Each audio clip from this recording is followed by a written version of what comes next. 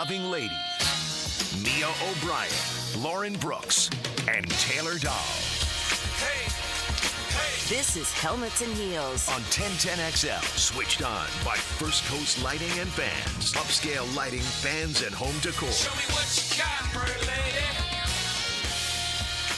That's right. She's back. Taylor Dahl in the fold. And Taylor, people have been clamoring for your return.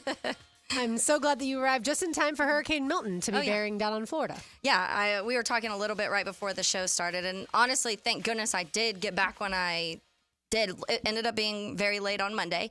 But it could have been worse. I could have been stuck up there and not really knowing when I could get back. And flights get crazy once storms start to hit and there's a lot of delays and things going. So I am happy I made it. It was a little bit of some craziness. Very long story short, we boarded the plane. Once we got on the plane, we taxied out, sat out there for like an hour. They were like, we have to turn around to the gate because there's some mechanical issues. We need to get something checked out. So we go back to the gate. They didn't make us get off. We sat there for another probably like 45 minutes. After that, they were like, never mind, we have to deboard everybody. The thing they had to recharge something. I'm not a plane expert, so I don't know what any of the words meant. But they had to recharge something, and we had to get off for them to do it. So we all got off the plane. This is my nightmare. Yeah, with like having to take all of our stuff off the plane again. And so then it was like an hour that we were waiting. Finally, they're like, all right, we're going to get back on the plane. We get back on the plane. The pilot comes on. He's like, we have to bring some checklists over. They're going to go through some of the paperwork. Yeah, the paperwork. I have to sign it. And then we'll be able to get going. We're waiting. Like close to an hour later, still sitting there. They come back. They're like, we have to deboard you guys again because the pilot has hit his max hours now. Like, he's going to hit his max hours before we land in Jacksonville, so he can't fly. We don't know if we'll have another pilot. We're trying to figure it out, but everyone's going to have to get off the flight again. Everyone at this point is freaking out because people are trying to get back. Everyone knows the storm's coming. Some people have family waiting for them at the airports. There's all of this stuff. There's kids on the plane, a lot of stuff going on. And it was honestly pretty calm for how much we were put on and off, and at this point how much of this delay there was. But we get off, and at this point I'm looking at new flights, just seeing if possibly I can get something else. I didn't want to be stuck in Philly. I'm sorry. I just don't want to do that. I told you from the moment that you booked it, and I said, look, I understand you're saving $300 with the layover. I understand it's Philly. Nothing against Philadelphia, the city, or their decrepit airport. But I was like, okay, Taylor, all right. I've flown out of there multiple times in the last 2 years, always direct, because, it's bit of a roll of the dice. A little bit of madness. So anyways, we go sit down. I'm looking at flights. I'm looking at hotels. I'm looking at what I can possibly do if our flight does not come in. Because by the way, we had a 3-hour layover. So I had already been there since 10:30, and at this point it was 4:30. So it's already been a while, but I had also been at Midway at the airport, and since we got there at 5 a.m. So we got to the airports at 5 a.m. At this point it's 4 p.m. I'm just ready to get home. And so I'm trying to figure something out. 30 minutes later, we see this pilot walk up with his little rolly bag, and he starts heading to our plane. Rolly bag? everybody that was on our flight was yeah, clapping and cheering, and he's laughing, waving at all of us. Anyways, just the luckiest circumstance in the world because he happened to be flying, which this sounded sketchy, a broken plane to this place. I told you! An empty broken plane, but he had to fly it because something had to get fixed. So he was just dropping a plane off in Philly, and they called him and were like, hey, do you want to fly to Jacksonville? Do you make extra for that? I hope you do. That's what I was like, what is broken plane back? I was like, what is this, Uber for the flights? I don't know. But he's explaining us the situation, trying to calm everyone down. But then he goes, now we got to get this paperwork signed again, and then we'll take off. And everybody was like, oh, God, here we go. We ended up finally taking off, but it was about, I think, 7 o'clock. So we were supposed to take off originally at 1:30, didn't take off until 7. It was, and a little scary, I'm not going to lie, because they never really, none of us understand the terminology of, what mechanical issue there was. So as we were taking off, there were some weird noises happening, and maybe we were more focused on it than normal because of that. But everyone was kind of looking around at each other oh, this is a little sketchy. But we made it. I'm here. I'm so glad you did. I'm glad that pilot was there to save that flight. And I have a feeling that flights otherwise around now and beyond are going to be affected because of the storm. And so like we've said all week long, praying for the area where it's going to affect the most people and the most property and things like that. I just hope that when it comes to Northeast Florida, that it seems like we're going to be spared the worst of things, but certainly there's lots of other people in the direct path. And so our thoughts and prayers are with them. Mia, I feel like I have to ask Taylor the most important question of the week. What week is it, Taylor? Yeah, Bears Jags week. So what's the most important question? What team will you be cheering for, and what team? Come on, don't do her like that. Gear will you be wearing? She's less than 48 hours removed from that traumatic experience, For Lauren. the last 2 days, you've told me people need to know this information. I've said this many times. Bears are first on my list. They'll always be first. It's just what I was born a Bears fan. I was raised a Bears fan. I really didn't even start cheering for the Jags until I was probably like 11 or 12. Because we weren't here when the Jags came to Jacksonville. We had moved back up north during that time. So just in that time frame when the Jags came to Jax, even though I was born here, I moved away and didn't come back until I was like 11 or 12. So I missed those like initial years of like getting the team and all those fun late 90s teams. I wasn't here for any of that. So during all of that time, I was watching Bears games and kind of like getting engulfed in the Bears Chicago world in general. So I always say that. I hate this week though because it's awkward, because I do like care about, and I've invested a lot of time and emotions into both teams. So it is kind of it's awkward almost. It's like an uncomfortable situation because I'm like, I like both, but I love both, and I love obviously certain players on each team. But think of it as a win-win, because obviously either team that wins, you can be happy. And there's certain moments where like Jeff this morning came in my office and he was like, you guys are 3-2. Like, you can spare the loss. And I'm like, no, because every team in the NFC North is above 500. So, like, Bears got to keep winning or they're not going to make it. Jags only won one game. Like, we are more desperate. I can guarantee that. The Jaguars are far more desperate than the Bears at this juncture. Mia, Doug Peterson met with reporters this morning, and he gave some injury updates. What's the latest when it comes to Evan Ingram, Tyson Campbell, and the like? Yeah, so with Evan, of course, Doug Peterson said, and I asked him a big picture question, and hopefully we could get to that a little bit later in the program, regarding the soft tissue injuries, because Evan Ingram is a hamstring. Tyson Campbell placed on IR with the hamstring after week 1. Devin Duvernay, Daniel Thomas. The hamstring injuries keep popping up. But I have felt like the Jaguars have taken a much more conservative approach this go-round comparatively to a year ago. Last year we saw Tyson Campbell, and I don't want to compare it to the Leonard Fournette hamstring saga of 2018, but kind of felt like it. Never placed on IR, just kept missing week after week. Did they rush him back too soon the first and the second time? You can debate that amongst yourselves. The reality is as soon as Tyson went down after week 1, they immediately placed him on IR. As soon as Evan Ingram reported whatever tightness or whatever it may be that he felt during warmups against the Browns, the Jaguars immediately said, yeah, you're not playing, even though we already sent out actives and you're not playing. They didn't put him on IR, which was interesting. Yes. And so to answer your question, Doug said that, quote, it looks good today for practice for Evan Ingram, said they'll limit his volume, ramp him up, and see where he is at the end of the week. And, of course, noted that having him back is a huge boost for the offense. And so he is making the trip to London, as are a couple other players. That includes Foye Oluokun, who remains on the reserve injured list. He went on IR with the plantar fasciitis after week 3. So in theory, that means he would not be eligible to have his practice window opened until next week. So he wouldn't be eligible until week 8, but they do want to, in Doug's words, have the coaching staff have their hands on him. And so he can be at least around the team and get treatment. If the Jags are only going for 1 week, Foye would probably not be going to London. Correct. But because they have 2 games there, that's when. And I probably buried the lead too. Tyson Campbell, his window was open this morning. That's perhaps the biggest news. I know the fantasy football owners out there are concerned about Evan Ingram. And of course, those of you who are concerned about the Jaguars offense as a whole, I'm sure are more focused on Evan Ingram.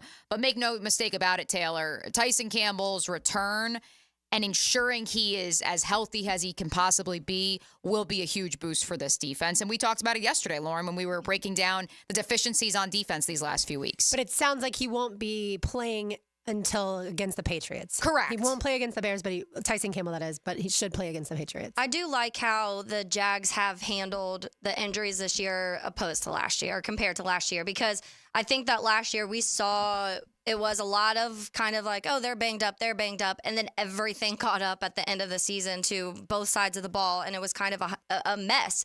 And this year, you don't have a bye week until late in the season, so you have to kind of be even more be a little more cautious when you're addressing these things because you have to make it to 13 weeks of a football season before you get that week of like what feels like rest. And in addition to that, you are traveling to London. So there's extra things that kind of go into this. And I know last year we were kind of talking about this with Cam Robinson because Cam was getting activated right in the middle of those two games. Like, is he going to travel with the team and be there playing the second game, or is he going to wait it out? Who knows what's going to happen? His was suspension, though, not injury. The suspension, yeah, that's what it was. And so I know when it's an injury type thing, I feel like they're doing it the right way of, okay, with Tyson Campbell for sure, of let's go ahead, like here's his practice window, it's open, let him travel with the team, start getting things back to normal so that next week he's back in his routine of everything and isn't kind of just thrown to like flying next week without the team trying to figure it all out. And that goes for if he is able to return against the Patriots in that second week in London. But I think even if they were eyeing that following week against the Green Bay Packers here at home, travel. I think he still would travel with the team because they want to get him and get his sea legs under him for those 2 weeks. And maybe that's the case. Doug wouldn't commit, but he did say that they are eyeing that week 7 return. And speaking of Cam Robinson and the situation last year, Taylor, Tashawn Gibson, who is serving a six-game suspension right now, will travel with the Jags. And just like Cam, he will be eligible to return week 7. It'll be curious to see, A, which I think he'll be activated, Lauren. I think that's safe to say. But B, what his role will be on this defense. Because if you had asked a lot of folks in Duval County 6-7 weeks ago what Tashawn Gibson's role would be, I think they'd have a very different answer than they may today. Yeah. The safeties, that's what we've talked about to start the week, Taylor. Concern. The safeties have not played well. Yeah. And I'm sure they would tell you that too, Andre Sisco and Antonio Johnson. And then now Johnson also suffered an injury last week. So we'll find out a little bit later today when the practice report comes out as far as how these guys are going to be practicing. And are they practicing? Are they not? And so certainly you can be limited in practice or you may not practice and still be able to play in the game on Sunday. But like you said, the flight adds a whole other element to things. I want to get to the Evan Ingram point since you certainly know the Bears better than anyone else in this building. If Evan Ingram is able to play, how much more difficult does that make it for the Bears defense? I mean, I'm sure it changes things of what they do and don't have to cover. One of the best part of their passing offense is the second best passing offense in the league right now. All three of their corners are passing defense. Oh yeah, sorry, not their offense. The passing defense is the second best in the league right now, and all three corners are Jalen Johnson, probably a top 2-3 corner in the league, and then you go beyond that, and Tyreek Stevenson, who's just in year 2, just gets better week by week. He was last week, which is the Panthers, and we get that. But they completely shut down everything that their offense can do past that first drive. And a lot of it was because they were kind of staying away from Jalen Johnson. They thought they could pick on Tyreek a little bit, and Tyreek was just shutting everything they had down. And then our nickel corner and Kyler Gordon is really, really good too. And those are 2 draft picks that Ryan Poles had selected in his time here, and both have just been incredible. And some of the guys that have just gotten better week by week. Kyler Gordon's all over the field. He got a sack last week, a near interception. The completion percentage against him, I think, is only like 58 or something. He's really good. And that's the guy that will be that midfield guy, obviously the nickel corner. So I think that it does affect it because when you have more weapons to have to worry about, that obviously alters things that you can and can't do. I'm more concerned of anything with Tank Bigsby in the run game of anything when it comes to what the Bears can do and can't do against an offense. Jaquan Brisker is interesting. Not going. Yes. Well, that's a big one. He's not going. He did not travel with the team. No, they said today he's out. He is officially out. Because I know they said that there was a chance that if he passed through concussion protocol later in the week, they would fly him out individually. Because the Bears are already there. The Bears landed yesterday, and so they're already practicing in London today. And so the plan was, okay, well, if Jaquan, but they said by today. So if he didn't get through concussion protocol by Wednesday, then he wasn't flying. If he did, then they were going to fly him out like tonight or tomorrow. But he did not. So he's not playing. But that is one of probably the biggest major hits because Jaquan Brisker has multiple interceptions already this season. He's just been a complete ball hawk when it comes to he's a magnet. Every time the ball's in whatever vicinity, whether it's a running back running the ball or someone throwing the ball or the quarterback kind of standing in the pocket, Jaquan Brisker is going to get there. That is a major hit. It looks like Jonathan Owens is going to be the one to step up and replace him this week. Wait. Also known as Simone Biles is going to be at Tottenham Hotspur on Sunday. Are the rumors true? Maybe. Man, oh man, Taylor, you go from Derrick Rose and Angel Reese. Now you got Simone Biles, I know. I mean, where's Taylor Swift? Whenever you're ready to come on down. I'm just kidding. we see your Taylor Swift, Kansas City, and we raise you Simone Biles. All of these. All right. By the way, Aaron Rodgers will be on the Pat McAfee show at 12:15 today. So in the wake of Robert Saleh getting fired yesterday, we'll see what he has to say. We will continue the Jaguars conversation and a whole lot more. You are listening to Helmets and Heels on 1010XL and 92.5 FM. He's our pathfinder through the weeds of quarterback chaos. I'm Denny Thompson, and they call me the quarterback whisperer. He shares his insights Friday mornings on The Drip. Brought to you by Tyson Sound and Security and George Moore Chevrolet on 1010XL. Mia O'Brien here for my friends at Duck Duck Rooter. If water flows through it, the team at Duck Duck can install it or repair it. From septic tank pump outs, drain field installations, clog drains, water heaters to repipes, they do it all. And they do it well. But don't just take my word for it. Check out the reviews on Google and see what customers just like you are saying about their experience with Duck Duck Rooter. Duck Duck Rooter is a proud partner of the Jacksonville Jaguars. Visit duckduckrooter.com to schedule service today.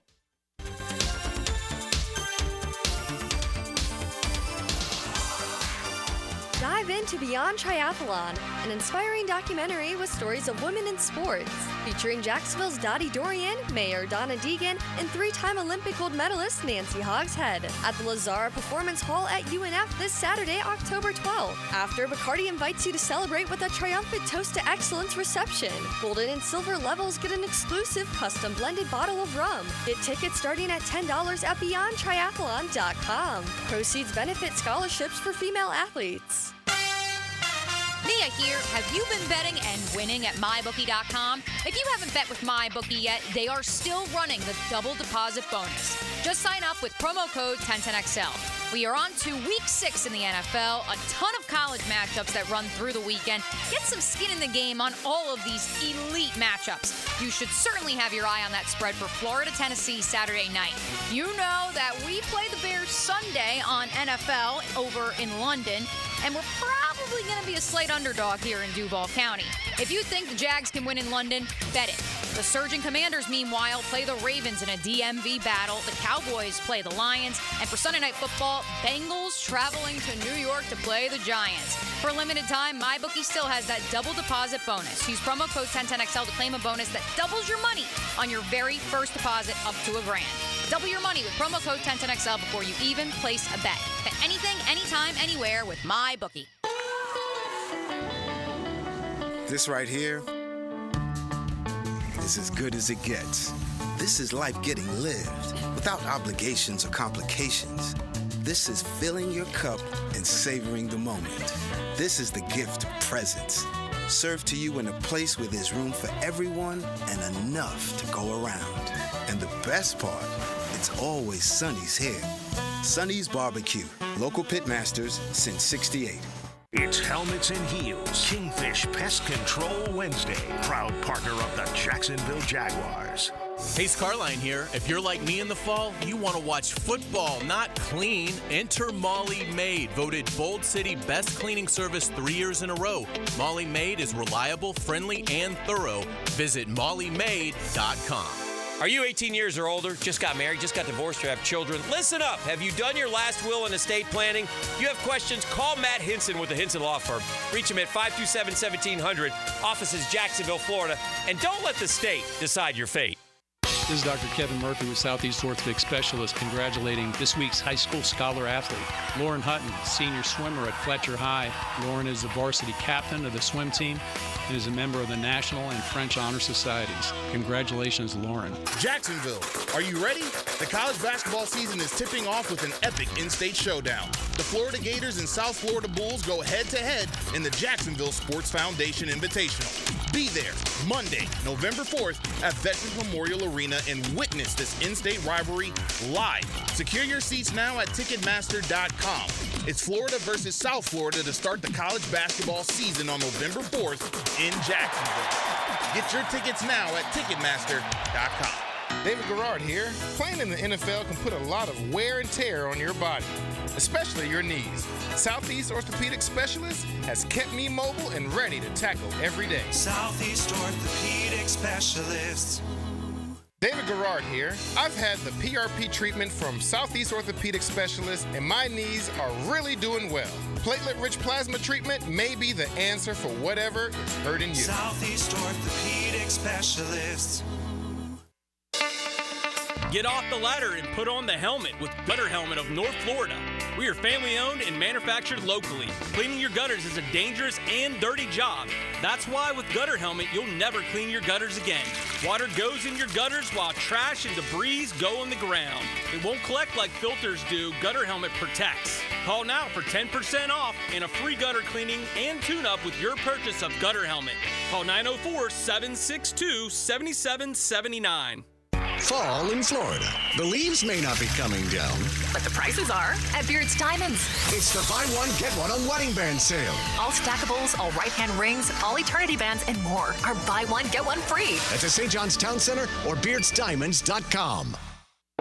This is Hayes Carline for Kingfish Pest Control. Are you tired of spiders, ants, roaches, or other pests invading your home turf? Call the winning team at Kingfish Pest Control. I can tell you from my own experience, Kingfish will sack mosquitoes, tackle rodents, and intercept termites before they can blitz into your home. And right now, score 20% off your new pest control service when you start during the 2024 football season. Save big and defend your home with Kingfish Pest Control, proud partner of the Jacksonville Jaguars. The coolers are full at your local Gate gas station, making it easy for you to cruise in and cruise out with little downtime. Ice cold Coronas, Natty Light, Stella Artois, and Michelob Ultra. And don't forget the king of beers, Cold Buds. Gate's got them in the cooler, waiting for you. 1010XL is presented by Farah & Farah, exclusive injury law firm of the Jacksonville Jaguars. Protecting you and your family. Call 396-5555. Jacksonville. This is Helmets and Heels. Kept classy by First Coast Lighting and Fans. Upscale lighting, fans, and home decor. On 1010XL. Me, O'Brien, Taylor Dahl, RJ Saunders. I'm Lauren Brooks with you. Of course, keep paying attention to the news. I'm seeing tornado warnings in Florida throughout the state, so make sure that you stay safe. We're just hunkered down here at 1010XL headquarters, so all is well here. I am not a meteorologist. However, I can tell you what I read and what I've heard from my meteorologist friends. The tornadoes, when it comes to a hurricane, tend to be on the southern portion of said hurricane. And so on the north side, you obviously run the risk of more rain, more wind, which is certainly what we are expected to get here in Northeast Florida. But I did see a map in which it said no real major tornado risks north of the hurricane, a.k.a. where we are.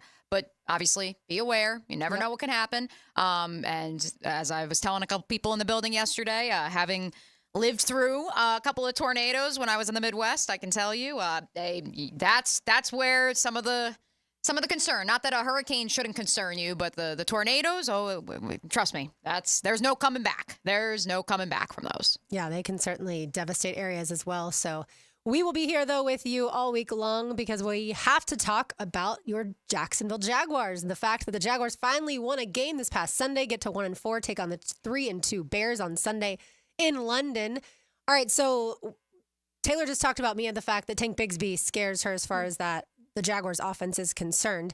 I would assume that Brian Thomas Jr. also should scare every defense, regardless of how good the corners are. Yeah, we're going to be taking a deeper dive into the BTJ effect on Duval Rundown tomorrow morning, because I think as much as we want to talk about what defensive schemes the Bears will present, what defensive schemes Gus Bradley and the Colts presented, was the Jaguars' success through the air last week a byproduct of Trevor Lawrence just being superior over his 7+ meetings now with Gus Bradley and the Indianapolis Colts, having time to throw, right? Exactly. Or that's the point. Is it a byproduct of the offensive line gelling, the offense as a whole understanding their assignments, the play calling being in cohesion with the player's skill set? It can be both. It can be all three of those things. And what I'm curious, and what some of our Heeligans are already sounding off on the MyBookie Digital Studio about, Taylor, is this idea of the Bears using coverages that Trevor excels in playing against, just like the Indianapolis Colts when it comes to more cover 3, cover 1.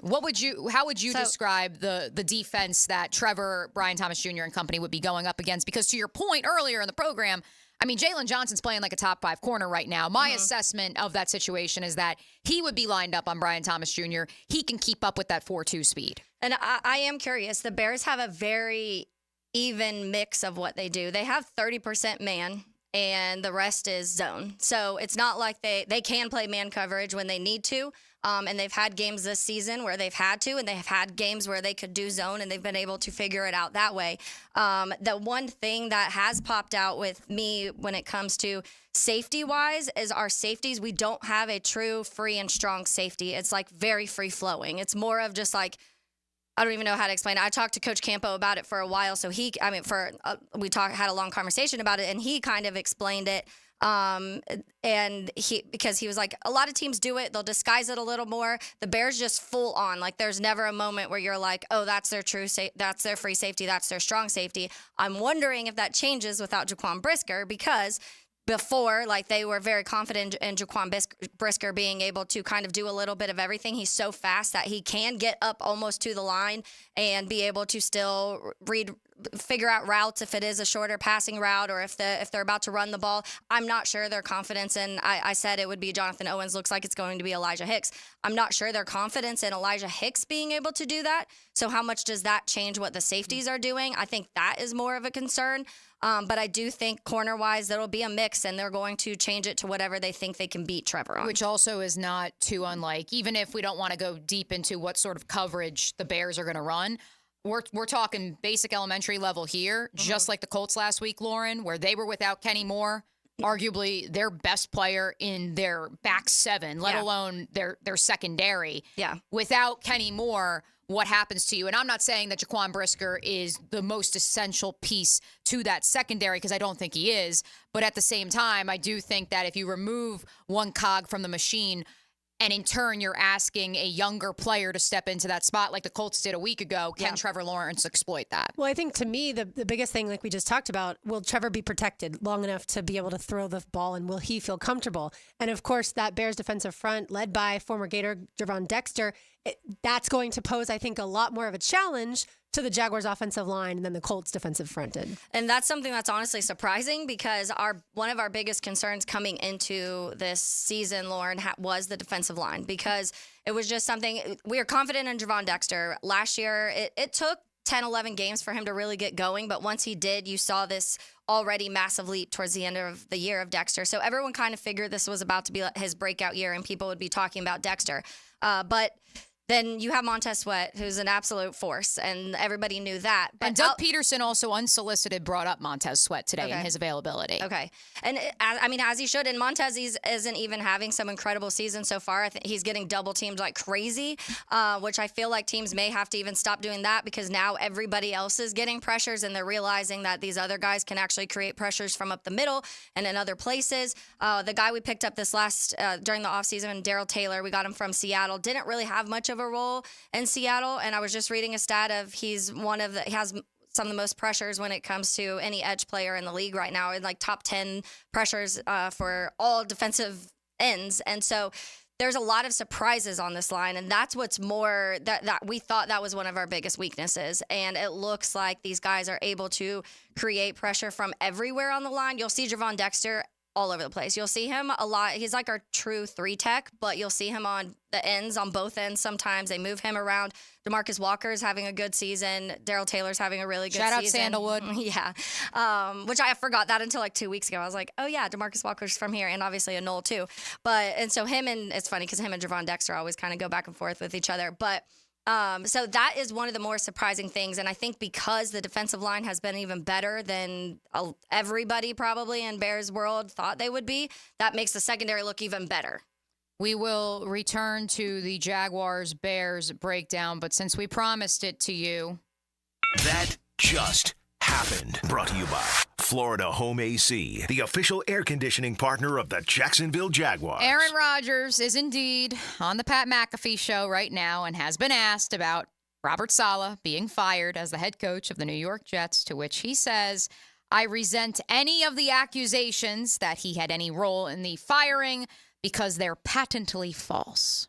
Of course, that's what he was going to say. If you thought he was going to say, yeah, I got Saleh fired, You are crazy. So yes, we He's will also continue. just a liar anyway. Just wanted to drop a bunch of SAT words in there, too. I resent any of the accusations. They're patently false. Like, did your lawyer tell you to say that, Aaron, or you just want to prove, once again, you're the smartest person in the room? And let me correct my stat real quick, too, because I said he most pressures. So Daryl Taylor is 6th in pass rush win rate among edge rushers. In front of him, it's Aiden Hutchinson, Trey Hendrickson, Myles Garrett, Kyle Van Noy, Brian Burns, and Daryl Taylor. And that is like just a piece we literally got 1 month before the season started and thought it would be a rotational piece, and he's really come on. So good stuff. All right, so we've broken down the Jaguars offense a little bit against the Bears defense. Let's do the reverse on the other side. We also have our Heels highlights coming up and our special giveaway, Spirit of a Woman Bacardi. Of course, you must be 21 and up to win. That's right. Can someone pour that for us at some point this week so we can taste it?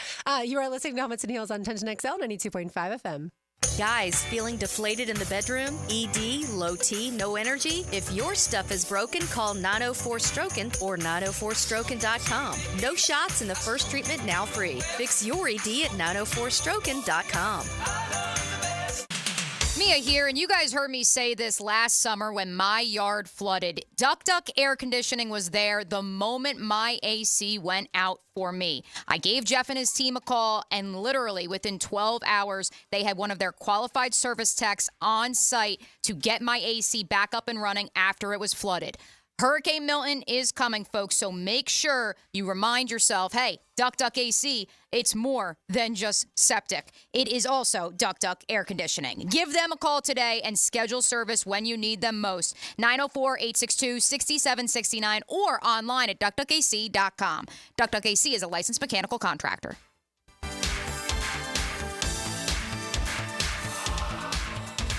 We've spent a lot of time in our homes. I'm on a Zoom call.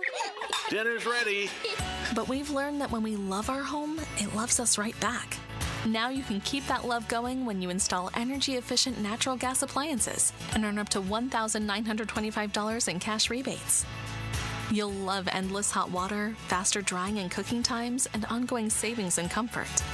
To learn more and how to qualify, visit peoplesgas.com/rebates. Lauren Brooks here. Now at Hodges Mazda, get 2.9% APR for 72 months on the 2024 Mazda CX-90, Mazda's largest and most luxurious SUV.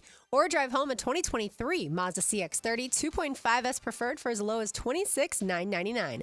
This compact SUV is designed for both city driving and weekend getaways. Discover the Hodges Mazda difference with the non-commissioned sales team who are always focused on your best interests first. Plus, enjoy 2 years of free maintenance. Visit Hodges Mazda today or shop online at hodgesmazda.com. See dealer for details. Terms and fees for qualified applicants expires October 31st, 2024.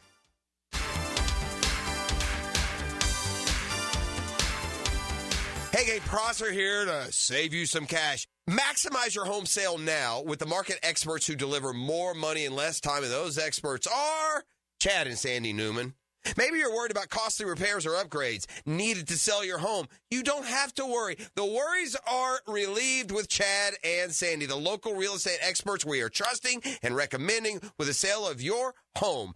Chad and Sandy guarantee your home sold at an agreed-upon price and deadline, or they will buy it. Mortgage rates are down. It's time to create your market. Marvin in Cobblestone writes, my siblings and I moved our parents to Maryland so they can get some extra help as they get older. Next, we had to sell the home to get them some financial help for their extra care. We hired Chad and Sandy, and they delivered big. Chad and Sandy's team got our home sold in 7 days, above asking price. You can too. Call Chad and Sandy today, 904-414-6200, or go to chadandsandy.com. That's Chad, ANDSANDY.com. If you suffer from constant burning, tingling, or numbness in your hands or feet, it could be a serious condition called neuropathy.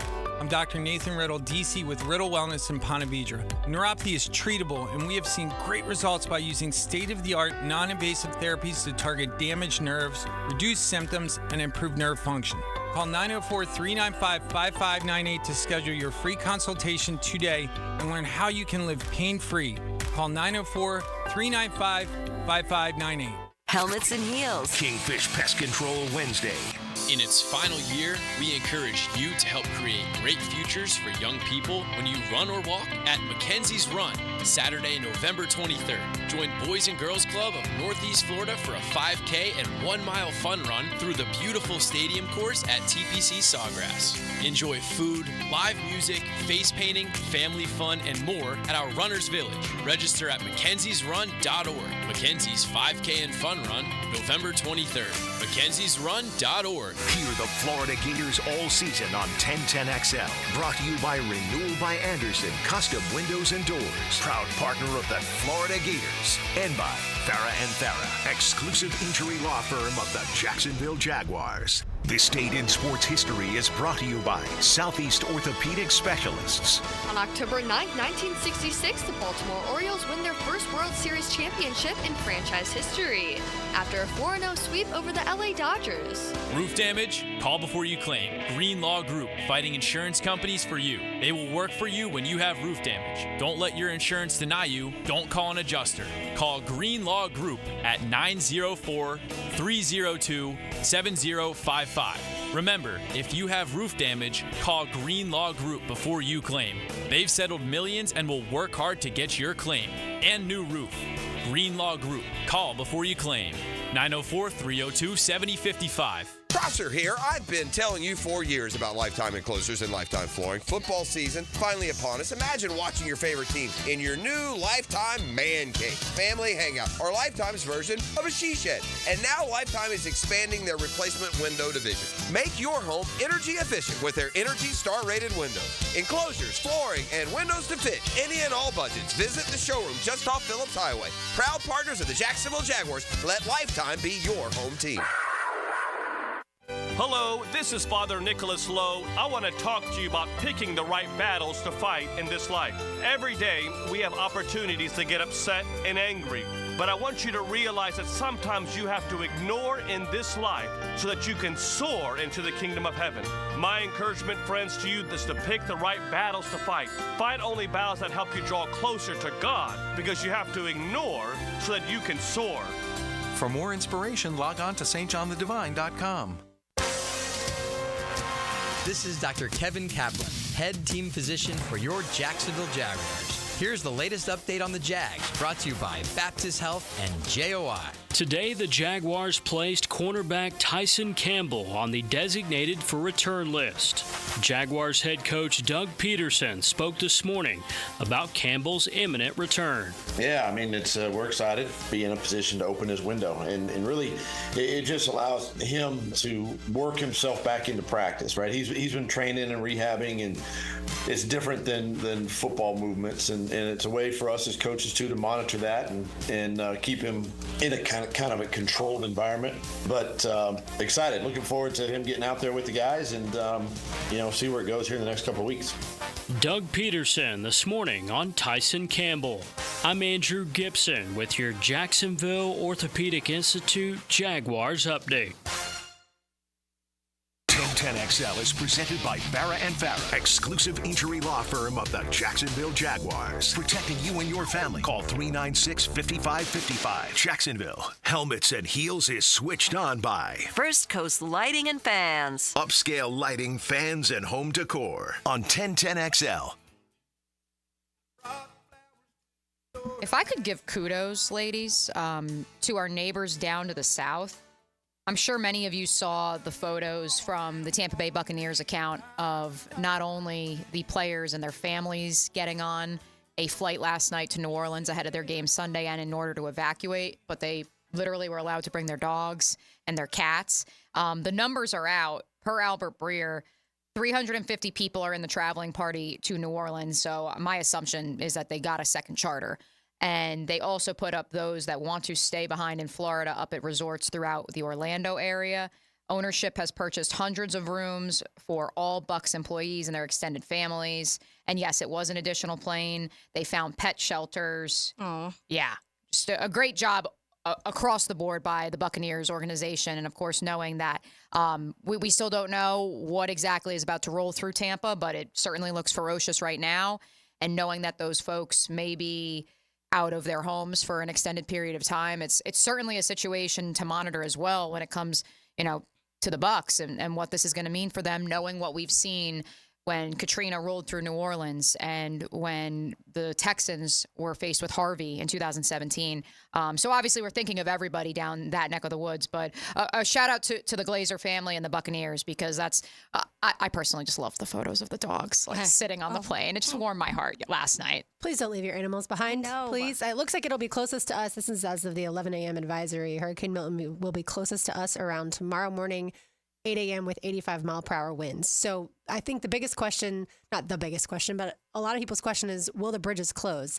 The bridges will close if winds are sustained at 40 miles per hour and above. So when you see gusts up to 60 miles per hour, 80 miles per hour, that's not when the bridges will close. It's if there are sustained winds of 40 miles per hour. So again, we'll keep monitoring everything and keep everyone posted with the latest as far as that we know, because like Mia said, we're not meteorologists. We're just doing the best we can. By the way, the full quote from Aaron Rodgers on as I look up at the Weather Channel and I see one of their meteorologists is on Jack's Beach right now. So, hey, we're keeping you posted on the air here on the Superstation, and they got boots on the ground here in Duval County as well. The full quote from Aaron Rodgers on the Pat McAfee show just a few minutes ago with regards to Robert Saleh's firing, quote, "I resent any of those accusations because they're patently false.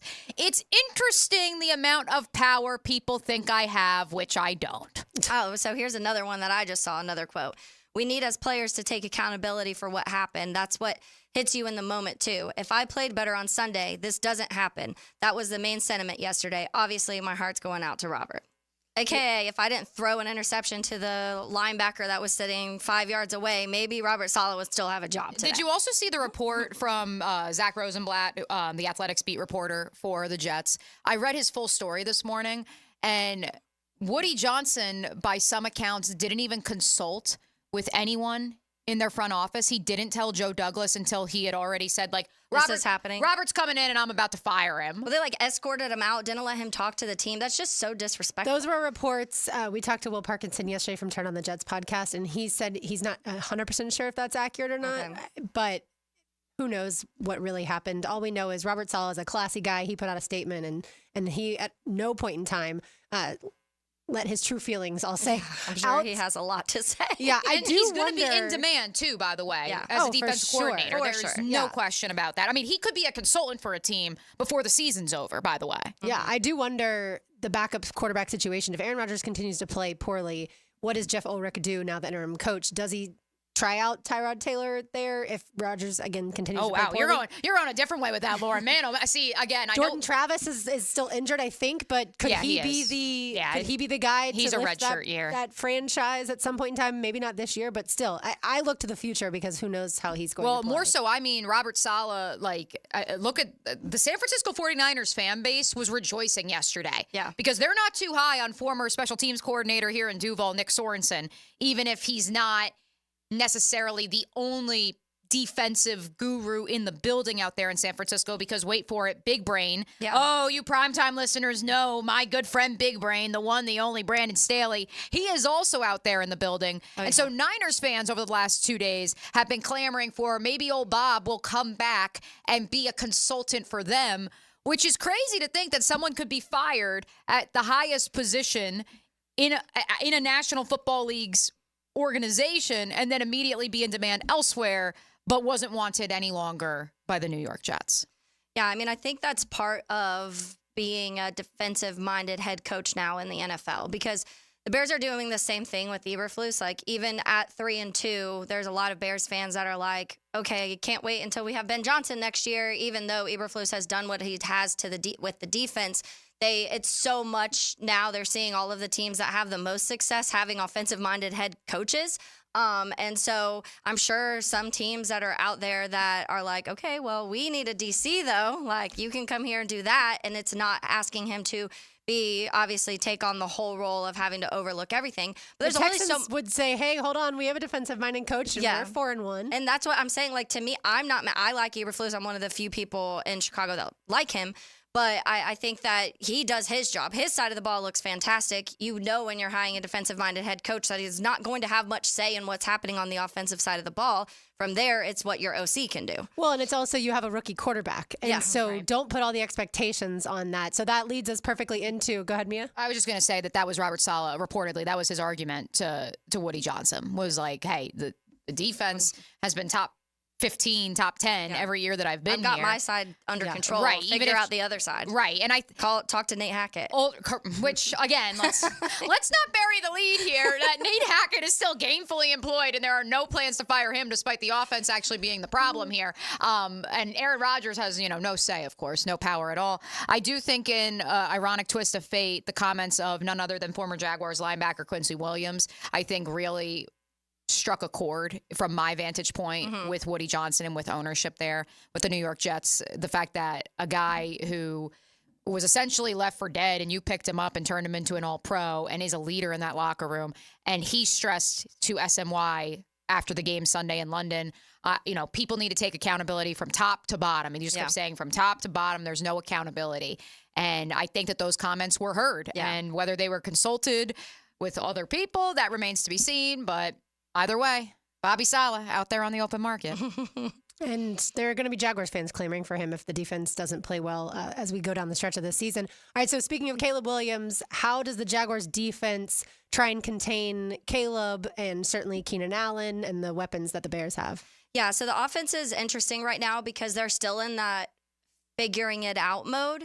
There's him and DJ feel like they're finally starting to get that connection up to what people thought.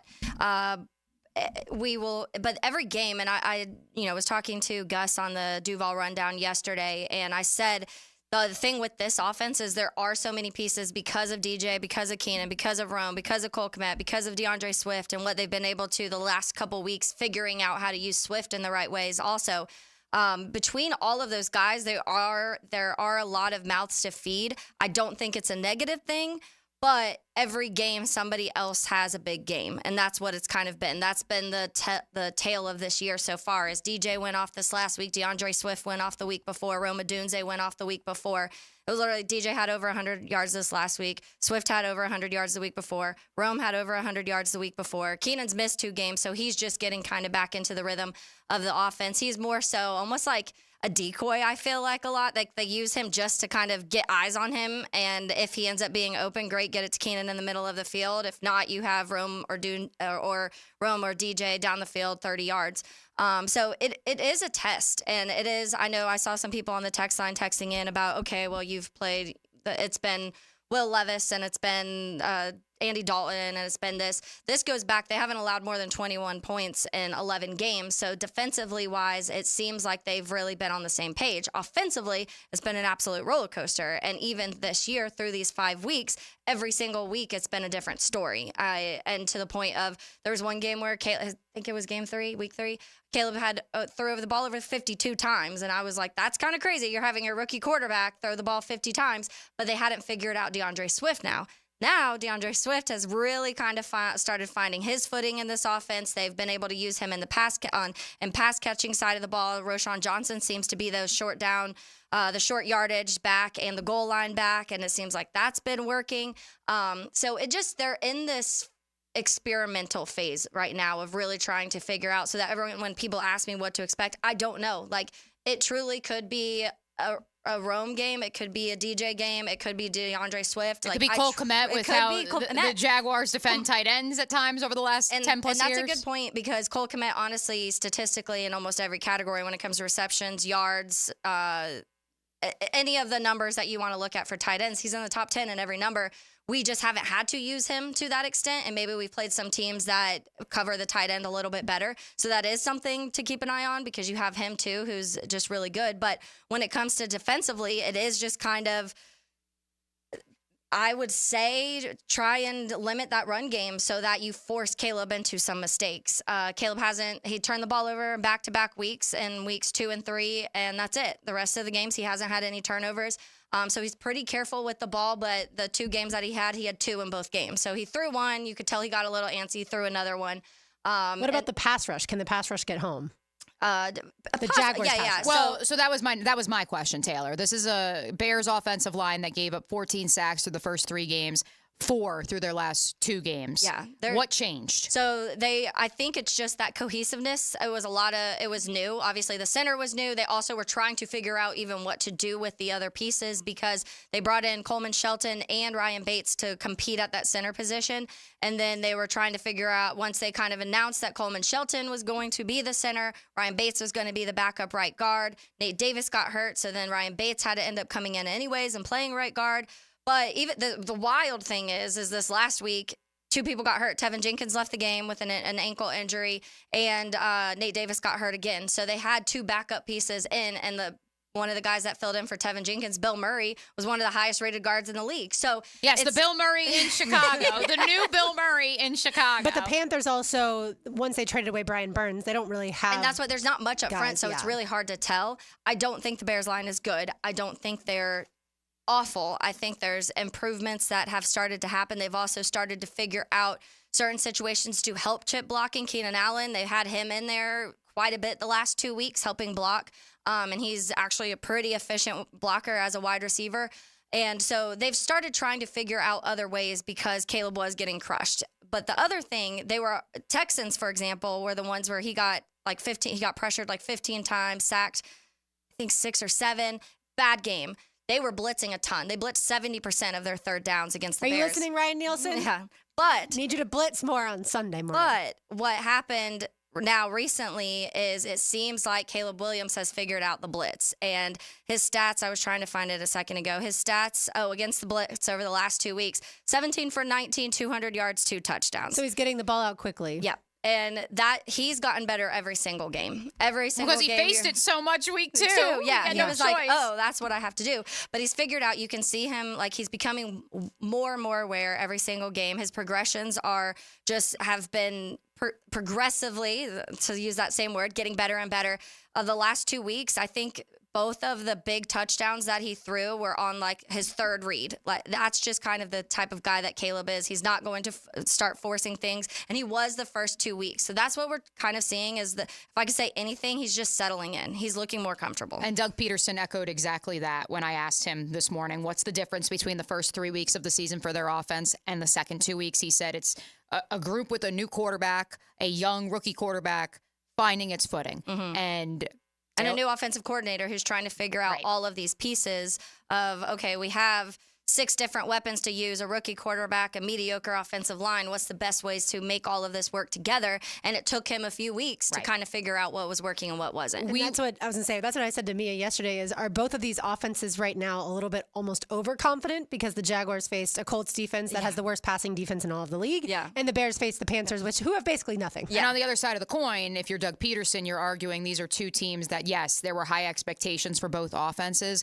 but the reality was it was always going to take a little bit of time, certainly in Chicago with a rookie quarterback and a new play caller, but also in Jacksonville where you're integrating Brian Thomas Jr., you're integrating Gabe Davis into the system. You're getting that offensive line that you, quote, only had for 1 game, all 5 of them together last year. You're actually allowing them to stack games on top of each other. Let me ask you this, Taylor, before we start getting ready to head into the 1 o'clock hour. And we won't have a full injury report from London, as the Bears are already across the pond. We won't have that injury report until a little bit later this afternoon. But right now, the offensive line for the Chicago Bears, at least according to ESPN.com, which I'm assuming is helped in part put together by Courtney Cronin of ESPN, who will join us on Friday on the program. Braxton Jones at left tackle, Tevin Jenkins left guard, Coleman Shelton the center, Matt Pryor right guard, Darnell Wright the right tackle. That's pretty much so. That's right. Tevin will be up in the air. Tevin left the game with an ankle injury. We haven't heard yet how serious or unserious. Tevin's been hurt literally every single. It sucks because he's literally such a good guard. And you've gotten to know his can't family stay too. Yeah, like, you know them on a personal level. Yeah, him and his brother and I. His brother was on my podcast one of the weeks last year, and he's super cool. Ever since then, he fills me in on stuff. He'll text me and be like, "Dang, Tev sucks today." But I think that it sucks because when you have a player that you feel like can be one of the better players in the league at that position and they just can't stay on the field, but at some point you have to start planning without them. And I think that's kind of where the Bears' mindset is. And so this last week when he got hurt, they put Bill Murray in. Bill Murray, like I said, had a really good game. So we'll see if Tevin plays. They may just let him rest and not push it and let Bill Murray, because honestly, Bill Murray and Matt Pryor, that group together was probably the best offensive line we've seen in like 3 years. Granted, it's against the Panthers defense. Right, we always have to say that. It wasn't Trayvon and Josh Allen. Right, when the Jaguars won down the stretch last year, it was one game. It Yeah. was against the Panthers. We had to say that every time. Yeah. All right, now we have our special giveaway, Spirit of a Woman, Bacardi. Right now, you must be 21 and up to win. Beyond Triathlon is a documentary that premieres this Saturday at UNF Lazard Performance Hall, and it showcases the inspiring journeys of women who have shaped the sports world and continue to lead in their communities. The film spotlights trailblazers Dottie Dorian, Celeste Callahan, Nancy Hogshead, and Mayor Donna Deegan, who's a little busy right now. So if you want to win, be call number 4 at 641-1010. Call number 4, 641-1010, 21 and up. And you will win the bottle of Bacardi named Spirit of a Woman. Hopefully a woman, wins each of these that'd be nice. giveaways. All right, when we come back, we'll get it to Becky Burley, talk some soccer. We also have our highlights coming up in the 1 o'clock hour. You are listening to Helmets and Heels on 1010XL and 92.5 FM. Get the coach's perspective. Constant improvement, every day, every week. Doug Peterson joins the Frangie Show Fridays at 4:05. This group is eager to win. Brought to you by Renewal by Anderson, custom windows and doors on 1010XL. Now you can watch 1010XL shows all day on X, Facebook, and YouTube. Brought to you by MyBookie. Experience Vegas from the comfort of your phone anytime, anywhere. Sign up today. Use promo code 1010XL. I'm Clayton Bromberg, the president of Underwoods, and I'm proud to say that Underwoods is the longest-standing member of the American Gym Society in the state of Florida. That's important because the American Gym Society promotes professionalism inside the business, and most important because of how it protects the customer. Gemstones are like most things, and you have to have the knowledge about them before you can tell the truth about them. That's where the American Gym Society fits in. They're the organization that certified gemologists and registered jewelers and certified sales associates with professional titles. Then to ensure that we stay up to date with these gemological advances, we re-win our titles by passing a written test every year. And now I'm proud to say Underwoods has the largest credentialed American Gem Society staff east of the Mississippi River. So if you're interested in diamonds and jewelry and want real professional help, stop by Underwoods. Underwood Jewelers in San Marco, in Avondale, and at the shops of Ponte Vedra. Mia here. Have you been betting and winning at MyBookie.com? If you haven't bet with MyBookie yet, they are still running the double deposit bonus. Just sign up with promo code 1010XL. We are on to week 6 in the NFL and a ton of college matchups that run through the weekend. Get some skin in the game. You should certainly have your eye on that 15.5-point spread between the Gators and the Vols on Saturday night. Of course, the hometown team heads across the pond to face the Bears on an NFL Sunday morning. The Jags currently 2-point underdogs, so if you think they can win in London, bet it. Then the Surgeon Commanders play the Ravens in a battle of the DMV. The Cowboys play the Lions. And on Sunday night, you have the Bengals traveling to the Big Apple to face the G-Men. For a limited time, MyBookie still has the double deposit bonus. Use promo code 1010XL to claim a bonus that doubles your money on your first deposit up to $1,000. Promo code 1010XL. Bet anything, anytime, anywhere, only at MyBookie. Now the Performance Painting High Performance Play of the Game. Performance Painting. Prepare, protect, preserve. Throughout the game, Jacksonville needed big-time players to make big-time plays. And BTJ, when the lights shine brightest, made everything A-OK. In the second quarter, Trevor Lawrence would find the superstar wideout for an 85-yard touchdown, making the score 10-7 with 7:02 left in the first half. The Thomas score is your Performance Painting Play of the Game. Does the building you go to work in every day need a little love and attention? Jason Parker here with Performance Painting. Great companies take great care of the buildings their staff and customers walk into every day. If the building you're in doesn't match the vision you have for your company, we can help. Go to performance-painting.com. Our highly trained team makes the difference. Quality coatings applied with pride. Performance Painting. Mia here, and when I was buying a new construction home last summer, there was no question. Dreamfinders Homes was the builder for me. A big reason why? Their unbeatable interest rates. Right now, you can take advantage of a 2.99% year one rate.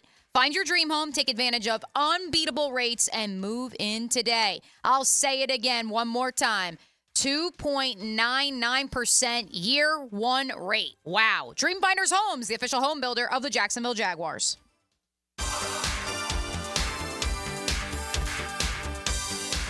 At Honda, we appreciate all the comparisons to other vehicles. And no matter how many times they compare their vehicles to a Honda, only a Honda is a Honda. Remember, value, quality, safety, there is no substitute. Visit your local Honda dealer now and experience the difference. Don't be sidelined from an injury that keeps you out of the game. Get the care the pros receive. Now available at Injury Care Centers, newly FDA regenerative treatments that will significantly shorten your recovery time. Sprains, strains, fractures, post-op surgeries, cut your recovery time in half or shorter. Masking pain just makes it worse. Fix it now. Call 904-783-0008. That's 904-783-0008. Injury care starts at Injury Care Centers. Now, it's time to showcase the Crown Royal Special Teams Player of the Game. Live generously and life will treat you royally. Cam Little was major in Jacksonville's victory over Indianapolis. The young rookie was excellent in both his field goal tries as well as his extra point attempts, including nailing the game-winning field goal. When it comes to styling and profiling, look no further than this young man. Cam Little is your Crown Royal Special Teams Player of the Game. It's a Helmets and Heels Kingfish Pest Control Wednesday.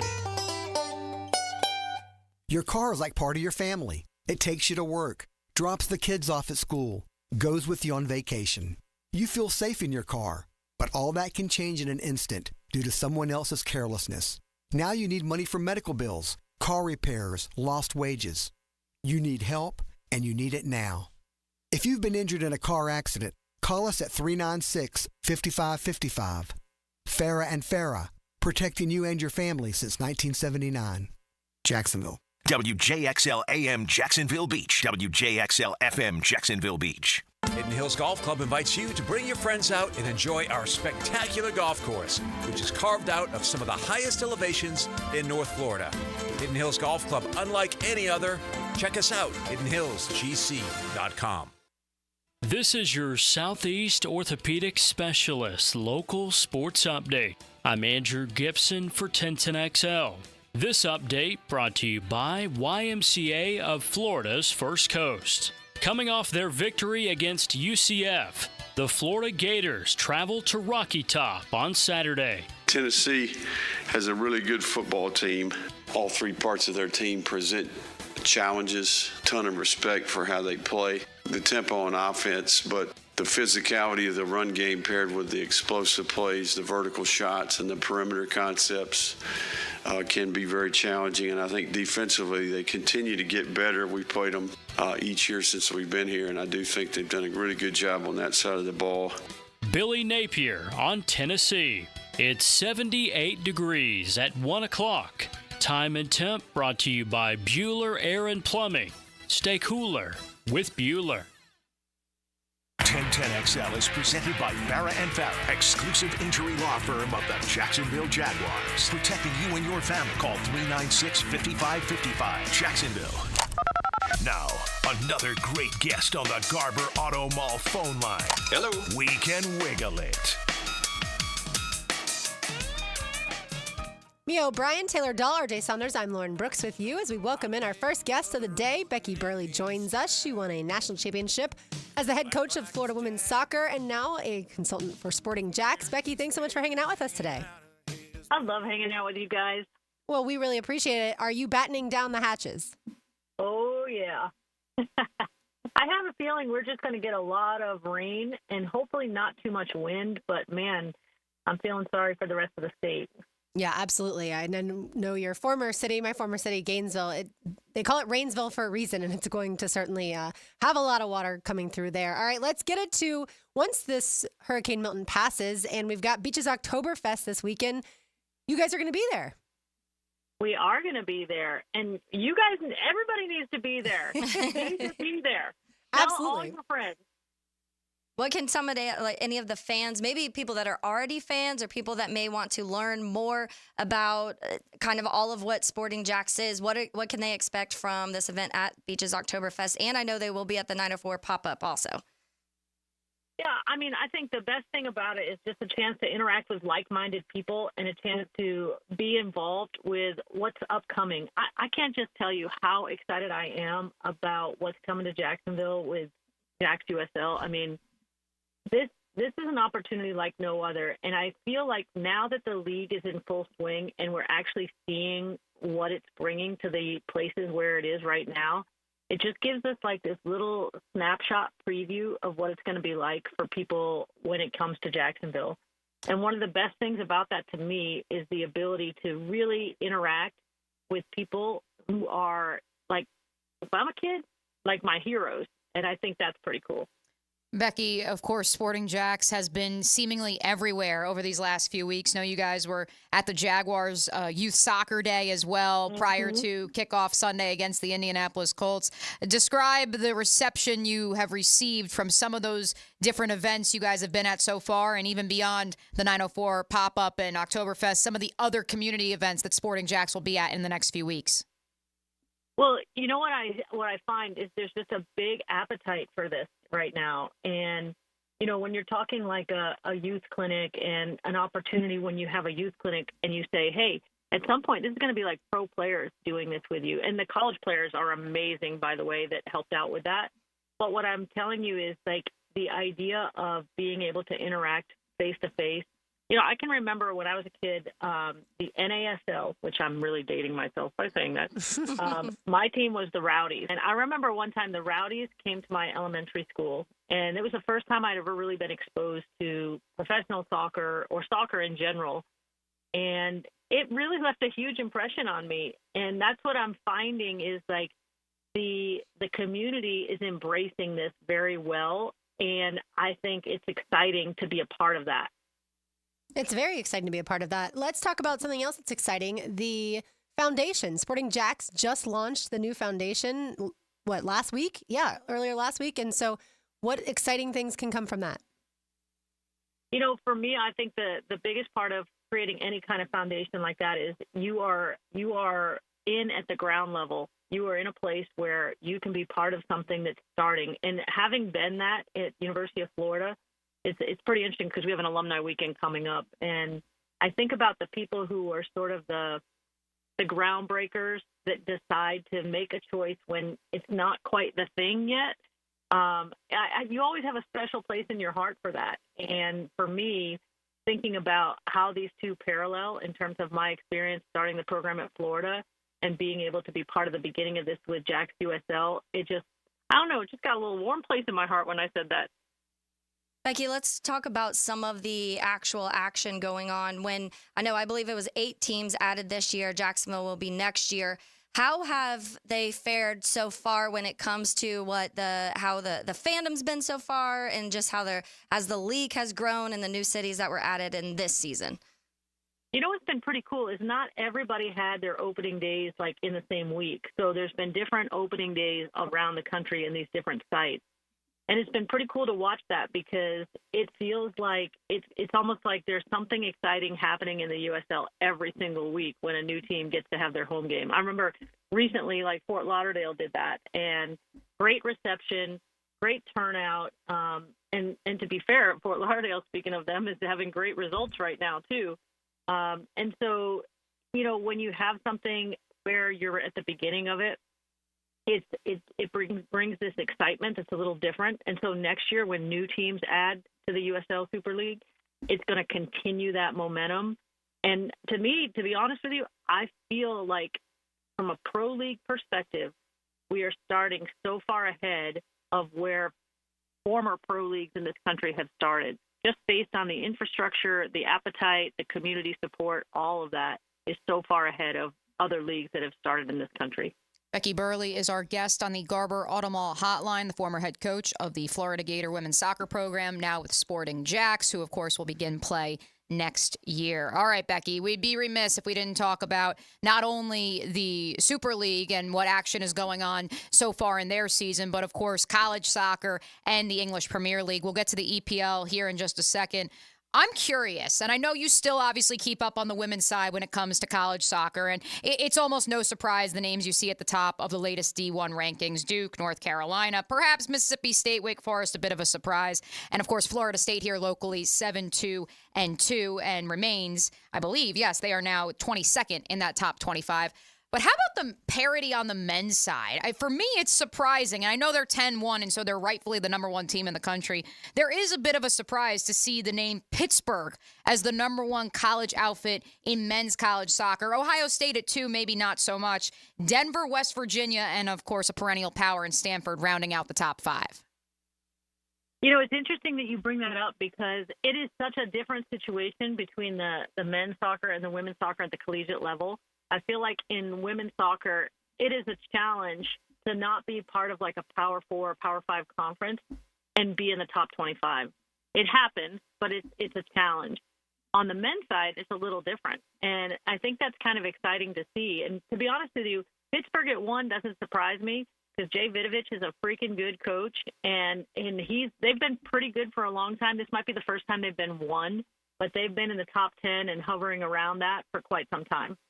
And, of course, like I said, we have to talk EPL because we have lots of English Premier League fans. I actually had a couple of them just text me and text our text line, Designed by Lifetime Enclosures, Becky.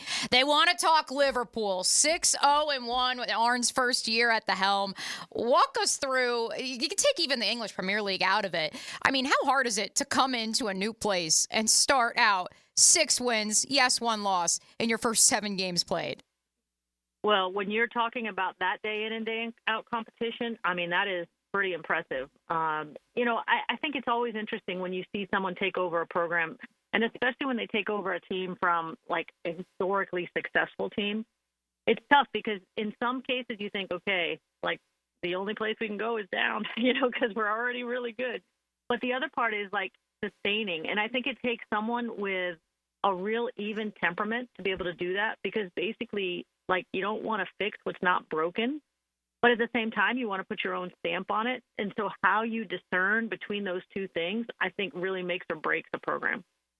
Yeah, certainly. Becky, we appreciate it, and we look forward to seeing you at the Seawalk Pavilion this weekend. Sounds great.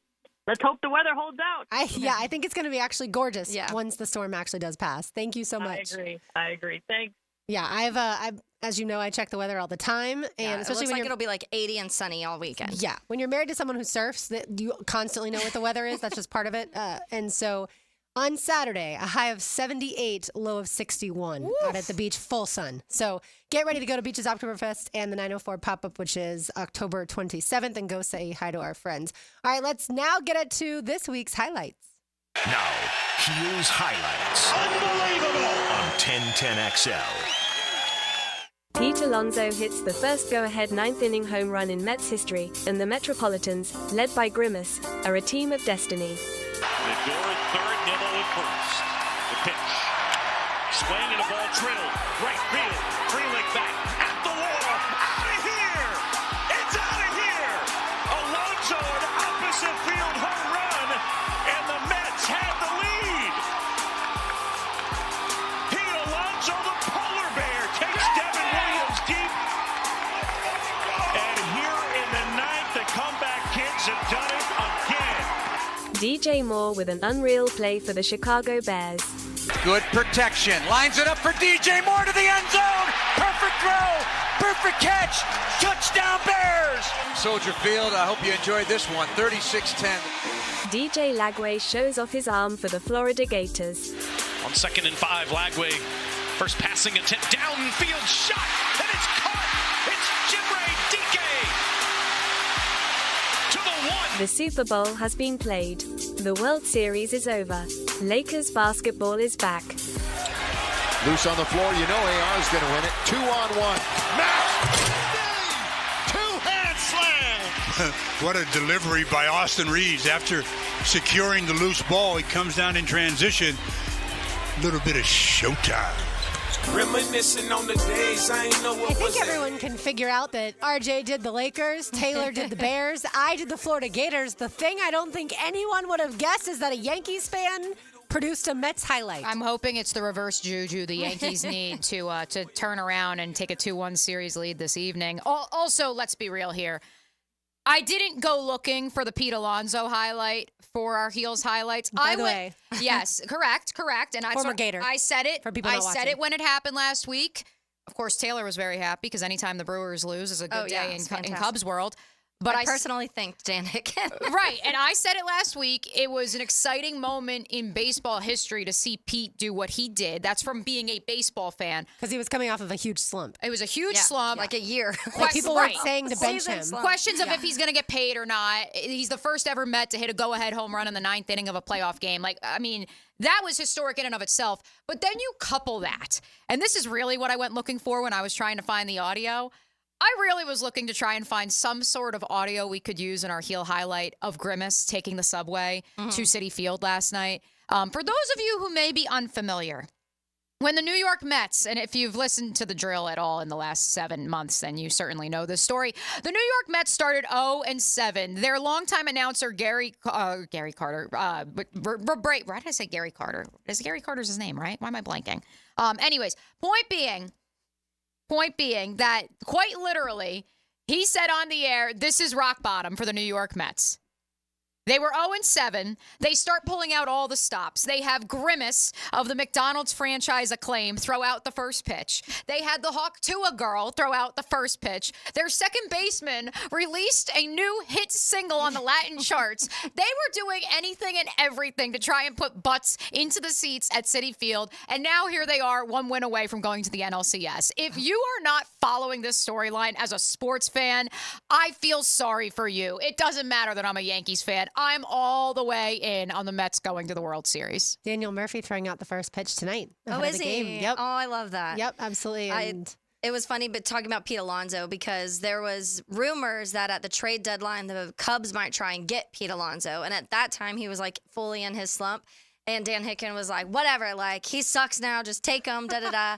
Pete Alonso, obviously, in normal seasons, you see him in the home run derby. Usually, even the home run derby was off this year. That's how off of a season he had for the majority of the time.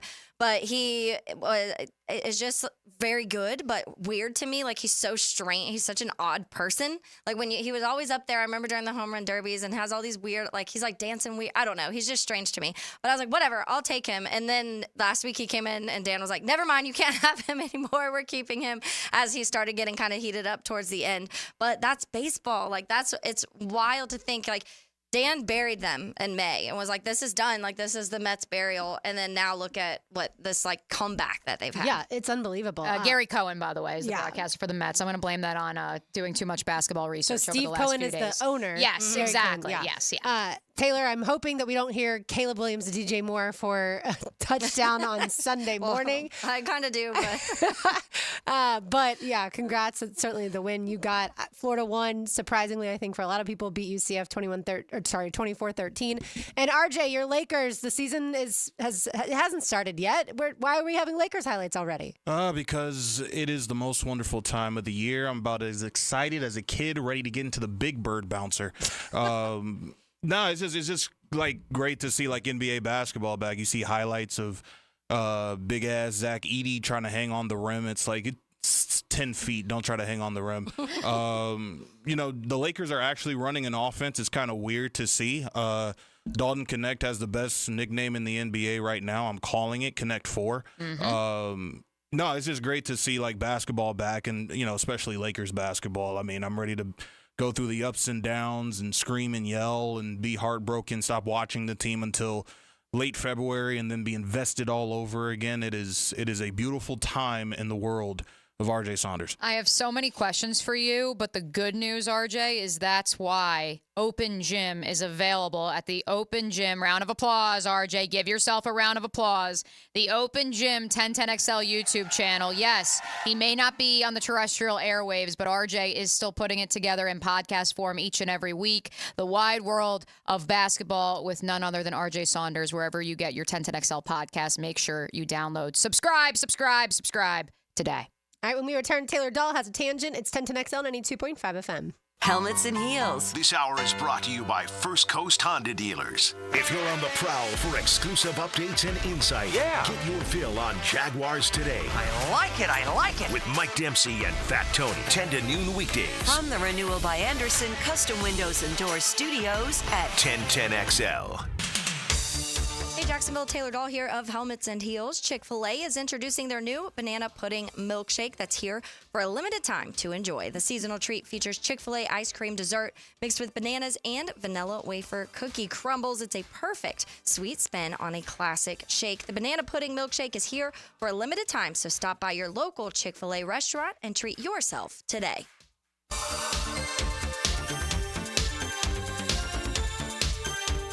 Hey folks, this is Dave Benyon with my son Ammon here from Zero Res. Ammon, you've been cleaning air ducts for a while now. What are some of the reasons customers might consider getting their air ducts cleaned? There are many reasons. Many times, people suffer needlessly from poor indoor air quality produced by the conditions in their air system. Construction dust, the presence of bacterial growth, and years' worth of buildup all come together to make your air ducts a pretty gross place. If you suffer from allergies, have recently moved, recently remodeled, or have never had your air ducts cleaned, then now is the best time to call. By calling Zero Res, you'll have the peace of mind of knowing that you called the best of the best. Our state-of-the-art truck mount system and top-of-the-line service representatives simply can't be found anywhere else. Google Zero Res and read thousands of 5-star reviews. So what kind of deals can I expect? Just mention that you heard us on the radio, and we'll give you $100 off your air duct cleaning. Wow, that sounds like a pretty great deal. Remember, folks, Zero Res, spelled forward or backwards, it's the right way to clean.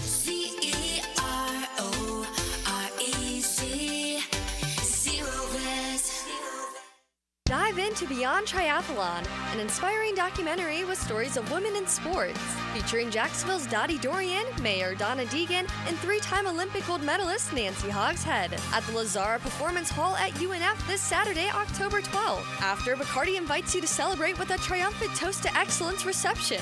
Golden and silver levels get an exclusive custom blended bottle of rum. Get tickets starting at $10 at BeyondTriathlon.com. Proceeds benefit scholarships for female athletes. Cyber threats don't take time outs. Protect your business with DoubleCheck Cybersecurity's AI-powered solutions. Get 24/7 defense and stop hackers before they score. Don't wait. Visit doublecheck.com to schedule your free security consultation today. Have you or someone you care about been arrested or had their driver's license taken away?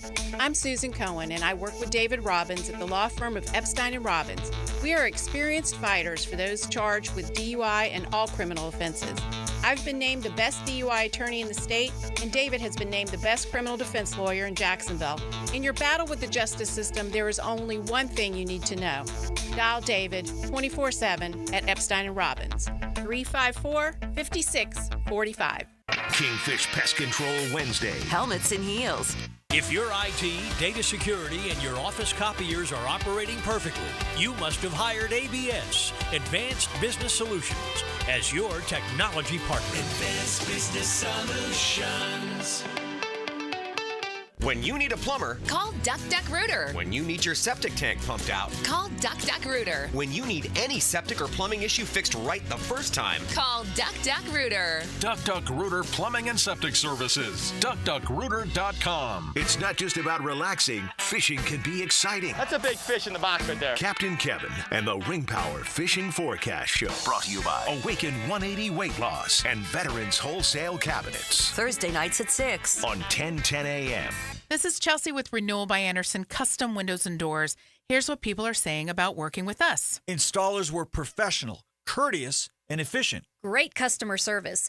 On time, explained the process, and walked me through the installation. Amazing team. Our experience with Renewal by Anderson was outstanding from the beginning to end. Renewal by Anderson, proud partner of the Jacksonville Jaguars. Visit rbafla.com. License number CGC 1527613. Renewal by Anderson, custom windows and doors. Looking for a new or used firearm? Beach's Jewelry and Pawn in Jacksonville Beach will get you locked and loaded. New firearms coming in weekly and always looking for used guns. No lines and no waiting. Online at beachesjewelryandpawn.com. Joint replacement surgery is always a tough decision, but relief from chronic pain may be just around the corner. Dr. George Barra here, and there's a lot to consider to make sure you get the proper diagnosis and best path back to the range of motion and mobility you had. Age, lifestyle, and overall health all play a part. Let the team at Barra Orthopedics give you a full analysis to help you make the best decision. Log on to barriorthopedics.com or call the office to make an appointment. With offices across Jacksonville and ready to help you feel good again, we'll get you back on the road to recovery at Barra Orthopedics. Attention skilled electricians. Are you undervalued at your current company? Time to step up to the bigger projects and better opportunities. Join the team at Miller Electric Company, a trusted name in the industry for over 96 years. At Miller, we tackle the biggest projects in the city, offering not just the job, but an experienced, top-notch pay, unbeatable benefits, and the best working environments in the business. Please join the team that values your skills and rewards your hard work. Elevate your career to new heights. Apply today at millercareers.com, an equal opportunity employer. The Jaguars are back at Everbank Stadium to go head-to-head with the Green Bay Packers for our crucial catch game. Join us October 27th as we fight cancer through early detection, risk reduction, and awareness all game long. Lock in your tickets now by visiting jaguars.com/tickets or call 904-633-2000. We'll see you there. 1010XL is presented by Farah & Farah, exclusive injury law firm of the Jacksonville Jaguars. Protecting you and your family. Call 396-5555. Jacksonville. Light up your lunch with Helmets and Heels. Presented by First Coast Lighting and Fans. On 1010XL. The band is back together. Taylor Doll has returned from Chicago, and right now she has a tangent. Now, Taylor's Tangent, served up by Chick-fil-A on 1010XL. Talking about some of the odd things that have happened this season. I used that word yesterday in my tangent when I did it from remotely. I did it remotely about the firing of Robert Saleh and how I felt like there was other things behind it, and that other thing is named Aaron Rodgers. But there's a lot of other things I think going on that are kind of odd within this season. And when it comes up, we've talked about just how different the offenses have looked so far just across the board. Certain teams probably playing a lot better than a lot of people projected, and certain teams not playing good when they thought they were going to be some of the more contenders or said contenders. I see you, Bengals. Yeah. So there's a few things that I just wanted to read. There's some just more pinpoint ones that I saw a post about, and that kind of led me to some of the other things. But number one, Sam Darnold's 5-0, and the Vikings are 5-0. I don't think anybody, even the people that I think thought they'd be competitive, them playing as well as they have and being 5-0, I think still would shock a lot of people. Flacco threw for 360 yards and 3 touchdowns. I think that we had that conversation last week when we all said we'd rather Anthony Richardson play than Joe Flacco. That's why, because that's the kind of thing that Joe Flacco can do when you throw him in for a game or two. I read today he has the highest QBR in the league. Joe Flacco does. Yeah, it's like, is that possible? I mean, probably outside of like the wide receivers who've thrown one pass in the league. Yeah. Exactly. Lamon-Ra has like a touchdown. Right, exactly. But it was because when I was watching, obviously I couldn't watch the game, but they have the little stream of, it will update the scores as it's going. So I look up and it's like, Jags up by like 2 scores, and I'm like, oh, sweet. Like, this is fantastic. I look at my phone. I'm like, all right, everyone's cooking. We're going good. I look back up, and it's tied. I was like, what the hell happened? What did I miss? And then I look, and I'm like, okay, Jags are driving, though. They just have to get in field goal range. We're okay. By the way, real quick, Flacco leads the NFL in passer rating. No, it's the same thing, similar, but not QBR, but passer rating. That's what I saw. Geno Smith leads the league in passing yards. Yeah. So that's something. Everyone expected that. Yeah, everybody. The Ryan Grubb effect, folks. Yeah. So this is when we're going back to the Bengals. Joe Burrow has 12 touchdowns and 2 interceptions, and the Bengals are 1-4. Like, how frustrated would you be if Trevor Lawrence had 12 touchdowns, 2 interceptions? The offense has been like clicking like the way the Bengals offense is clicking, and the defense just can't. You pretty much have to score 40 to win. That has to be the most annoying thing in the entire. Yeah, and they lost another guy off the defense yesterday. The Bengals did for the year. with a torn ACL. Right. I want to say one of the It's corners. tough with the Bengals, too, because it's still Lou Anarumo, who took you to a Super Bowl once upon a time. Yes, I said that the defense took them to that Super Bowl because certainly when they caught fire in the second half, that is what took a great offense led by Joe Burrow, Jamar Chase, and T. Higgins to the next level. Yeah. And so, especially with an anemic offensive line. If anything, their offensive line, which has been so maligned over the last 4 years, is playing better than the defensive front. And so I think the unfortunate reality for the Bengals is that they've spent their first-round pick for the last 3 years on athletes on the defensive side of the ball who just haven't panned out up to this point, and you needed to start hitting in the draft. That doesn't work. I know, right? Who would have thought? Yeah, it sounds familiar. Hey, listen, Trayvon Walker had a career-high 7 pressures on Sunday, Taylor Dahl.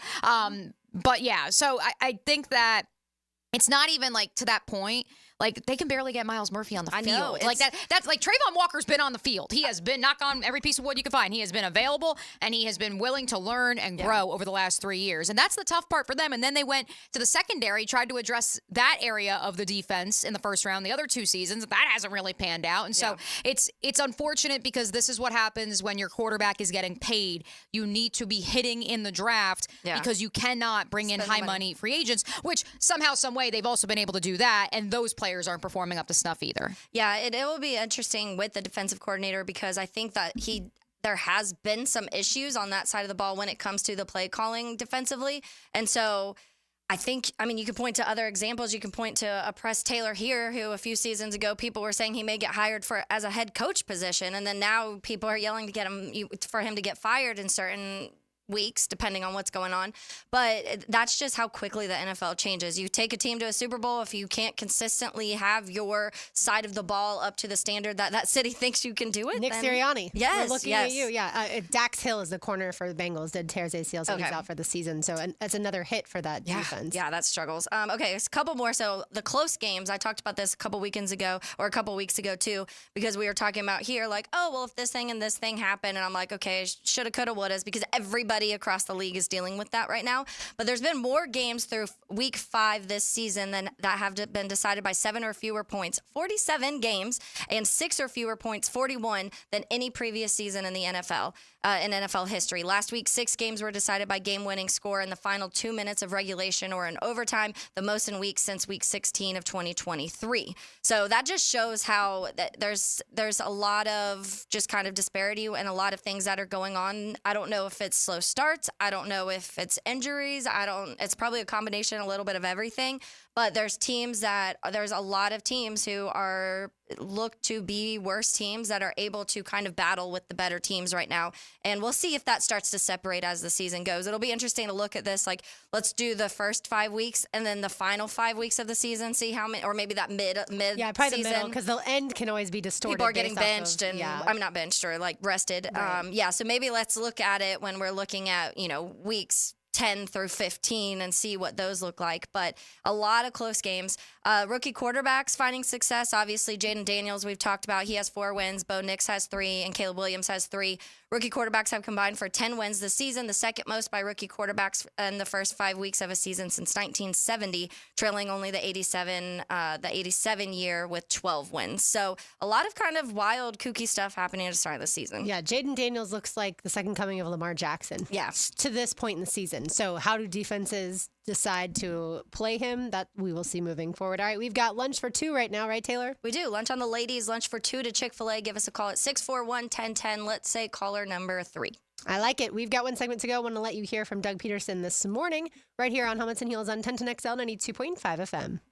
This hour of Helmets and Heels is brought to you by First Coast Honda Dealers. Navy Mutual was created by service members for service members, so we know what it means to serve. Our policies have no active duty service restrictions, so you can rest assured that you're covered no matter your duty station, home or abroad. To go even further, we promise that premiums will not be higher for those who serve in dangerous environments, including aviation, diving, or on deployments. Let us help you protect those you love the most. Learn more at NavyMutual.org.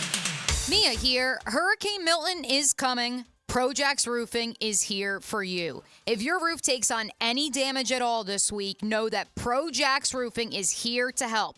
From the smallest of repairs to full roof replacements, my friend Mike has been serving all of Northeast Florida for 25 years. While we hope everyone remains safe this week, if you need help with your roof, call Projax Roofing at 904-338-1722. That's 904-338-1722.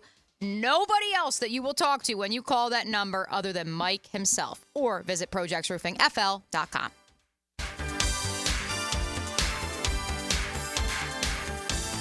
Hi, this is Dave Barker. Want to grow your hair back? IHRS, right here in Jacksonville, is the only hair transplant clinic in the country that offers multi-unit hair grafting, FUE Neograft hair transplants, and the 45-minute effective PRP treatments. Multi-unit hair grafting gave me more hair in one procedure and within my budget. Thank you, IHRS. IHRS showed me what was causing my hair loss and helped stop it. Schedule a free evaluation and find out how to grow your hair back and keep the hair you have.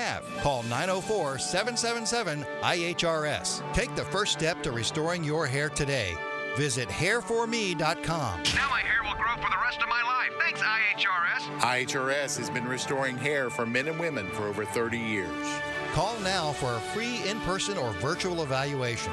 904-777-IHRS. That's 904-777-4477. Or visit hair4me.com. Make a crucial catch against colon cancer. Hicken here for the Borland Groover Foundation. If you're 45 or older, the ball is in the red zone to get screened. The key to surviving colon cancer, early detection and prevention. 45 is the new 50. Get screened for colon cancer now. The Borland Groover Foundation is a nonprofit organization devoted to building a healthy and equitable community that is free from colon cancer. Visit BorlandGrooverFoundation.com for more. It's Helmets and Heels, Kingfish Pest Control Wednesday. Bold City AC, heating that rules. Is your AC ready for the holidays? Bold City Heating and Air ensures your AC stays in tip-top shape. We know that a clean AC is a healthy AC. Upgrade yours for just $96 a month and enjoy free duct cleanings with your new system. Plus, ask about our 0% financing options. Bold City AC, we got the crew. Visit boldcityac.com. Hey, it's Matt Hayes, and I speak for everyone here at 1010XL when I say congratulations, Hacker. 100 pounds lost with a Waco 180 is a huge milestone, and we are so proud of you. Life-changing, life-enhancing. Awaken180weightloss.com. Jags Hall of Famer Tony Baselli puts on his gold jacket every Monday morning at 7:20 on The Drill. Does look good. It's Hall of Fame Monday with Tony Baselli. Good? It's great. Brought to you by Heritage Roofing of North Florida on 1010XL. Injured in an accident? Have mounting medical bills? Can't work? Don't worry. Zach's got your back. I'm Zach Von Rowan of Von Rowan Law. I will fight for the compensation that you deserve. Set up your free consultation at zachsgotyourback.com. Meet Jennifer, talking about her experience with BioTarget Regenerative Therapy at Injury Care Centers. I'm a music teacher and play the piano, and I was unable to play the piano at all due to pain from carpal tunnel. I did notice a significant difference after the first treatment. I was in immense pain and unable to work, and I woke up the following day able to fully move my wrist again. I was a pill popper. I would take ibuprofen all the time to help manage my pain, and it did not really do a great job. What really sold me was knowing that if it was not successful, I'd be able to get all of my money back. So I would highly recommend it to anybody who's experiencing any type of pain. Stop masking your pain with harmful medications. There's a better solution. BioTarget Regenerative Therapy has helped countless others, and it can help you too. Call 904-92-REGEN or visit GoBioTarget.com today. When it comes to selling your home, it can be stressful. Take the stress out with my friends, Chad and Sandy Newman. Maybe you're worried you won't sell your home for the price you need. How's this for a guarantee? Chad and Sandy guarantee your home sold at an agreed-upon price and deadline, or they'll buy it. No required costs and repairs. Pick your move date. There are no long-term contracts, and you can cancel at any time. Mortgage rates are down. creating more active buyers and sellers. And if you've been waiting, now is a great time to sell your home. Take Kim in Palm Coast. I needed to move closer to family ASAP, but I had to sell my Palm Coast home first. I tried and failed with another agent. So my family said, you got to call Chad and Sandy. Well, sure enough, as promised, Chad and Sandy did it. They sold my home in 3 days, above asking price. Call the local Jacksonville experts I trust and recommend. Call Chad and Sandy today at 904-414-6200 or go to chadandsandy.com. That's Chad, ANDSANDY.com. This is Dr. Turner Vossler, Assistant Team Physician for your Jacksonville Jaguars. Here's the latest update on the Jaguars, brought to you by Baptist Health and JOI.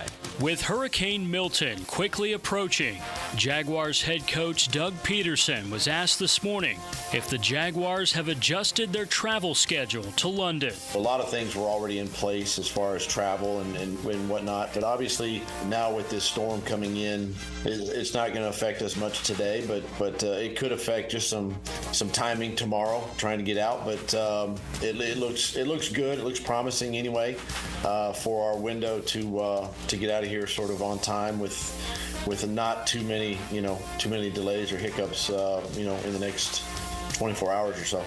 Jaguars head coach Doug Peterson this morning. I'm Andrew Gibson with your Jacksonville Orthopedic Institute Jaguars update. 1010XL is presented by Farah & Farah, exclusive injury law firm of the Jacksonville Jaguars. Protecting you and your family. Call 396-5555. Jacksonville. Now, the Cool Down with Donovan Air Electric and Plumbing. Keeping Jack's cool since 1987. One bit of NFL news that we really didn't touch on today. Nico Collins placed on the reserve injured list by the Houston Texans. That means he's out for at least 4 games. The early reports suggest that this is the Texans being overcautious. The expectation is he will just miss those 4 games, per Ian Rappaport of the NFL Network, which brings me to, full circle, the comments from Doug Peterson this morning regarding the Jaguars' injury situation across the board, especially those soft tissue injuries. We do finally have the sound from Doug this morning. And I did ask him if the team perhaps learned some lessons last year. And I don't mean just the athletic training team, because we love Ferg and that crew, and they've all been in the league for decades now. But I think the players themselves and the administration, everybody is on the same page within the Jaguars organization that maybe there were some things they learned last year, not placing Tyson Campbell on IR when he had a hamstring injury last year. Christian Kirk and Trevor Lawrence, the injuries that piled up. Did some of those lessons learned from last year become the catalyst for why players were placed on IR and the team took a more conservative approach this year? I mean, that's a good question, because those are all conversations we've had, this year. I think, when you look at the history of soft tissue, these things linger. They could be, they could be 4 weeks, they could be 6 weeks, they could be longer. And, you don't want to be in a position, and now that you can standard elevate your practice squad, I mean, that obviously comes into play. But we've got to take, one, the health of the player, and at the same time, we got to look at the roster, and we got to maximize the number of healthy bodies we can pick from, of the 53, for game day to get to 48. So we've been a little bit more proactive with this. And of course, you put those two things together. I would think the Houston Texans, especially sitting where they are at 4-1, they know they're going to need Nico Collins down the home stretch of the season. They're probably learning from not only the Jags, but other teams before them and saying, you know what, will it stink to not have him for 4 games? Probably. But you've built yourself a cushion where you can afford that, and so take advantage of that. Yeah, obviously it all depends on the severity of the hamstring injury. The worse they are, certainly IR is where players should go, and a minimum of 4 weeks. And then for other ones, like a Nevin Ingram, maybe he is able to get back faster, and so the severity isn't as bad. I'll cool down Taylor by saying that the Jaguars' win total before the season was at 8.5. It's now dropped to 6.5, according to BetOnline. And so there's a reason for that. They've seen the Jaguars play some bad football, but I believe the Jaguars have turned the corner. And the next 2 weeks in London will be absolutely massive games, but I do think the Jaguars are feeling a lot more confident heading there versus how they felt after they lost to the Bears and then the Texans. I mean, the Bills and then the Texans. Have you seen anything? Just looking at you, I say Bears. That's okay. I'll accept that. Have you seen anything of the remainder of strength of schedule for the Jags? Because I know usually around this time they'll start like posting those. Oh, look. I only say that because obviously that's something you start talking about. And I always tell you preseason, I hate the strength of schedules because you're just kind of relying on what happened last year. And there's way too many offensive moves between free agency and new coaches and draft for you to really decide that somebody's what they were last year is what they will be this year. But I do think around weeks 5, 6, 7, you do have a good idea of what most teams are, obviously barring any major injuries. But I don't see anything that's been updated since preseason. Yeah. And I saw one graphic, but it only had like the 5 hardest left, and that's what made me think of it because the Bears have like the second most hardest schedule remaining because they have to play the entire division after week 11, and obviously the Vikings, Packers, and Lions are all above 500. But that is another thing that could change. You will see. But yeah, I think that when you start looking at what is ahead, I think that most people, especially if you look at this last game, is this last game that turning point for the Jags where things start to, yes, it wasn't the toughest opponent. They were missing their running back. That is actually a really good running back. Their backup quarterback, who I think also I would rather Anthony Richardson play at this point. But some of the things would have looked different. I don't think that the Jags would have had the sacks they had, to be honest. I think that Anthony Richardson's way better at escaping those. He's way more elusive than Joe Flacco when it comes to those. So those sack numbers may not have been there, but I do think there may have been an interception or two. That's something the Jags are still waiting to get is an interception. So those things are all things that start to factor in. And if you can think that this is that turning point. Okay, this is the game where they figured out what works, and hey, what works is getting the ball to Brian Thomas Jr. and letting Tank run. Like that's what it looks like is going to work. So you have to lean into that as much as possible. But I do think that getting someone back like Evan Ingram is a massive step up. I know Brenton Strange has played decent, but Evan Ingram has been one of the better tight ends in the last couple seasons. So that obviously alters your offense. Yeah, we haven't really seen the offense with Evan Ingram and Brian Thomas Jr. the way he's fitting in the offense now. Yeah. We haven't really seen them together to this point because obviously BTJ is a rookie. Speaking of rookies, Doug Peterson this morning was asked about the progress of Bears quarterback Caleb Williams. Yeah, I think the quarterback's playing better. Number one, I think he's seeing the field better, and we know the talent that he is, great talent, young player, and has the ability to move in the pocket and run and escape. And I think that's for them. I think there's consistency there. The O-line is playing better, and again, just this whole thing takes time.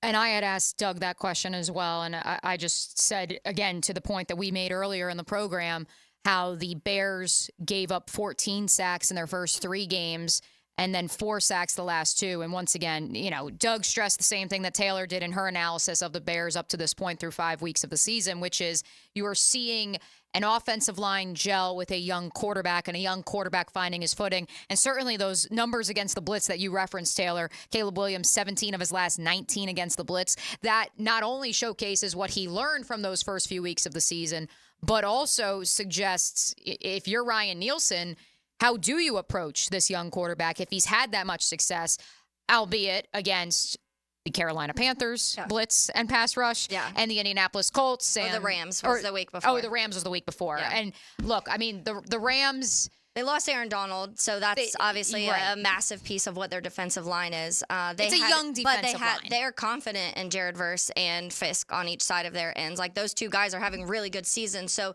that, to me, was a decent test of what he could do against some pass rush, even though they are both young and still figuring it out.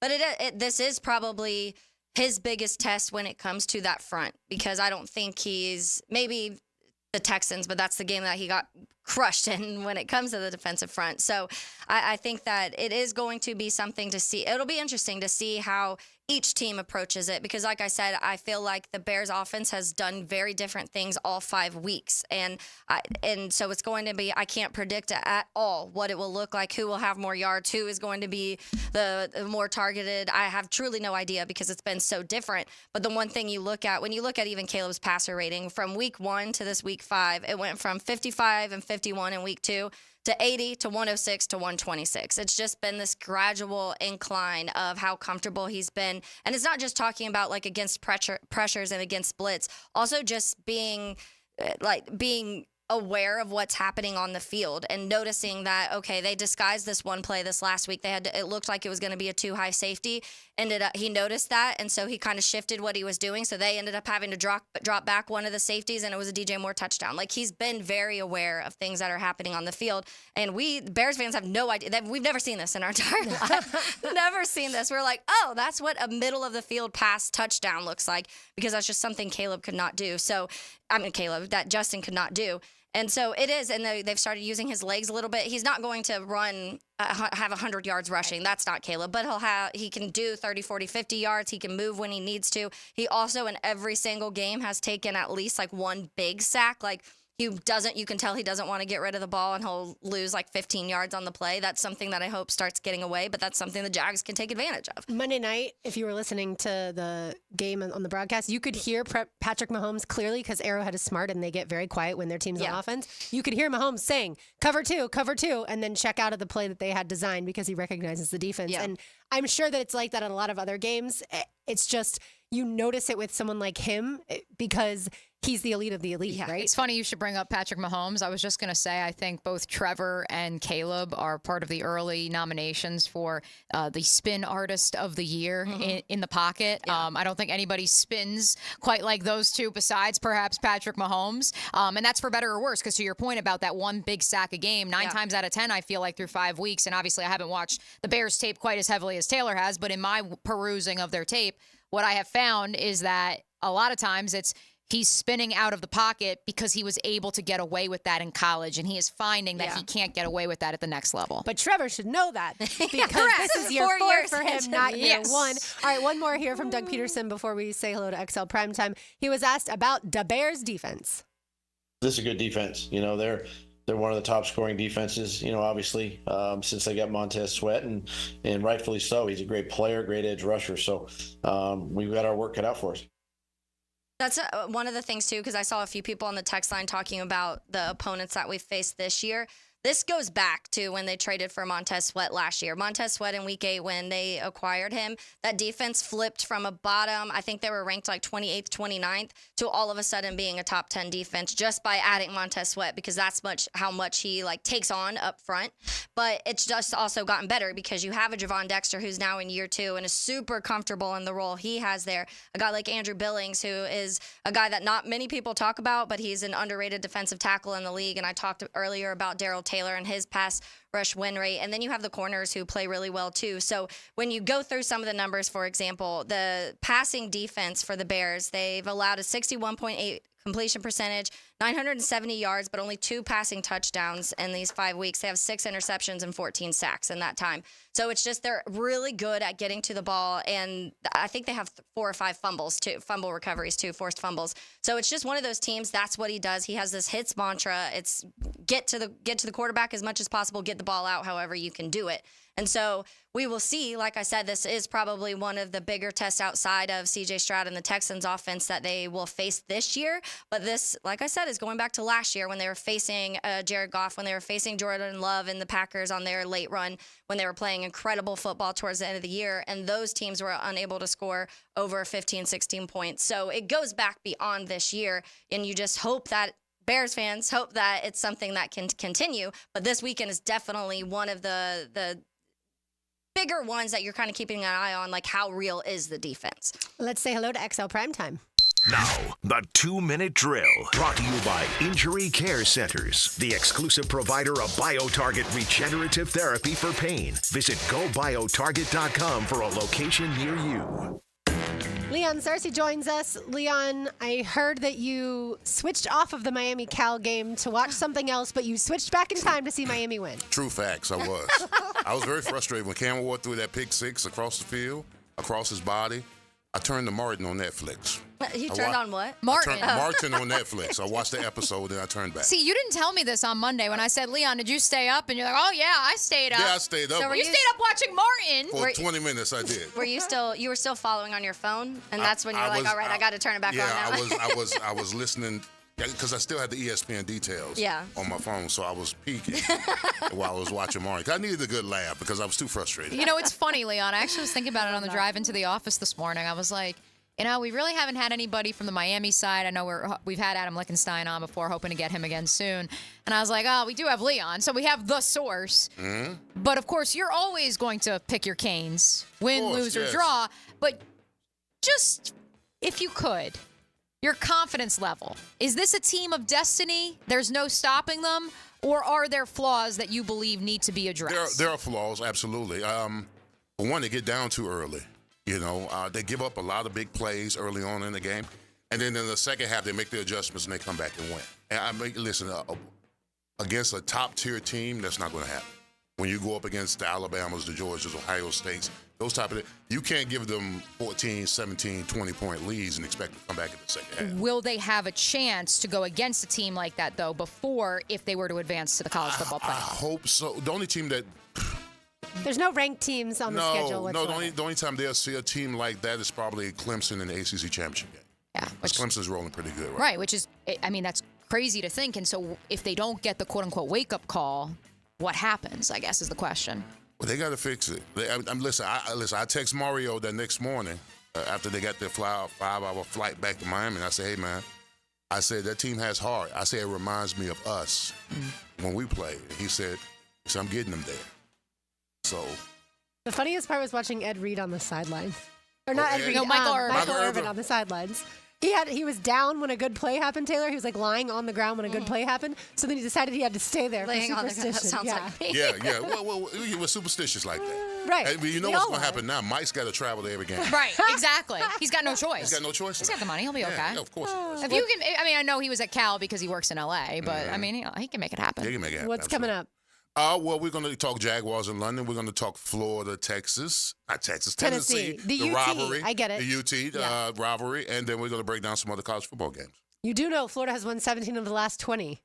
Really? 17 of the last 20 over Tennessee. But the 3 times in those last 20 years that Florida has lost were all in Knoxville at Neyland Stadium, which, of course, is where Florida plays this Saturday night. I mean, I know you're a Florida grad now, but I do like the Rocky Top song, though. Oh, that's interesting. It just rolls off the tongue. Oh, it gets in your head, and then my yeah. parents told me a story. They went to Knoxville for a game. This has been a while now, but they unfortunately sat right next to the Rocky Top band, and they heard it all game long. Yeah. Now, Florida won, but it's not as annoying as the Florida State. You got that. That the Chiefs also have. Yeah, that's annoying. All right, thanks, Leon. All right, appreciate it. All right, there we go. That's going to do it for us today. Mia O'Brien, Taylor Dahl, RJ Saunders. I'm Lauren Brooks. We will be back with you tomorrow. No Jaguars programming tomorrow. But don't go anywhere. XL Primetime is next. These heels are made for talking, and we will talk to you tomorrow.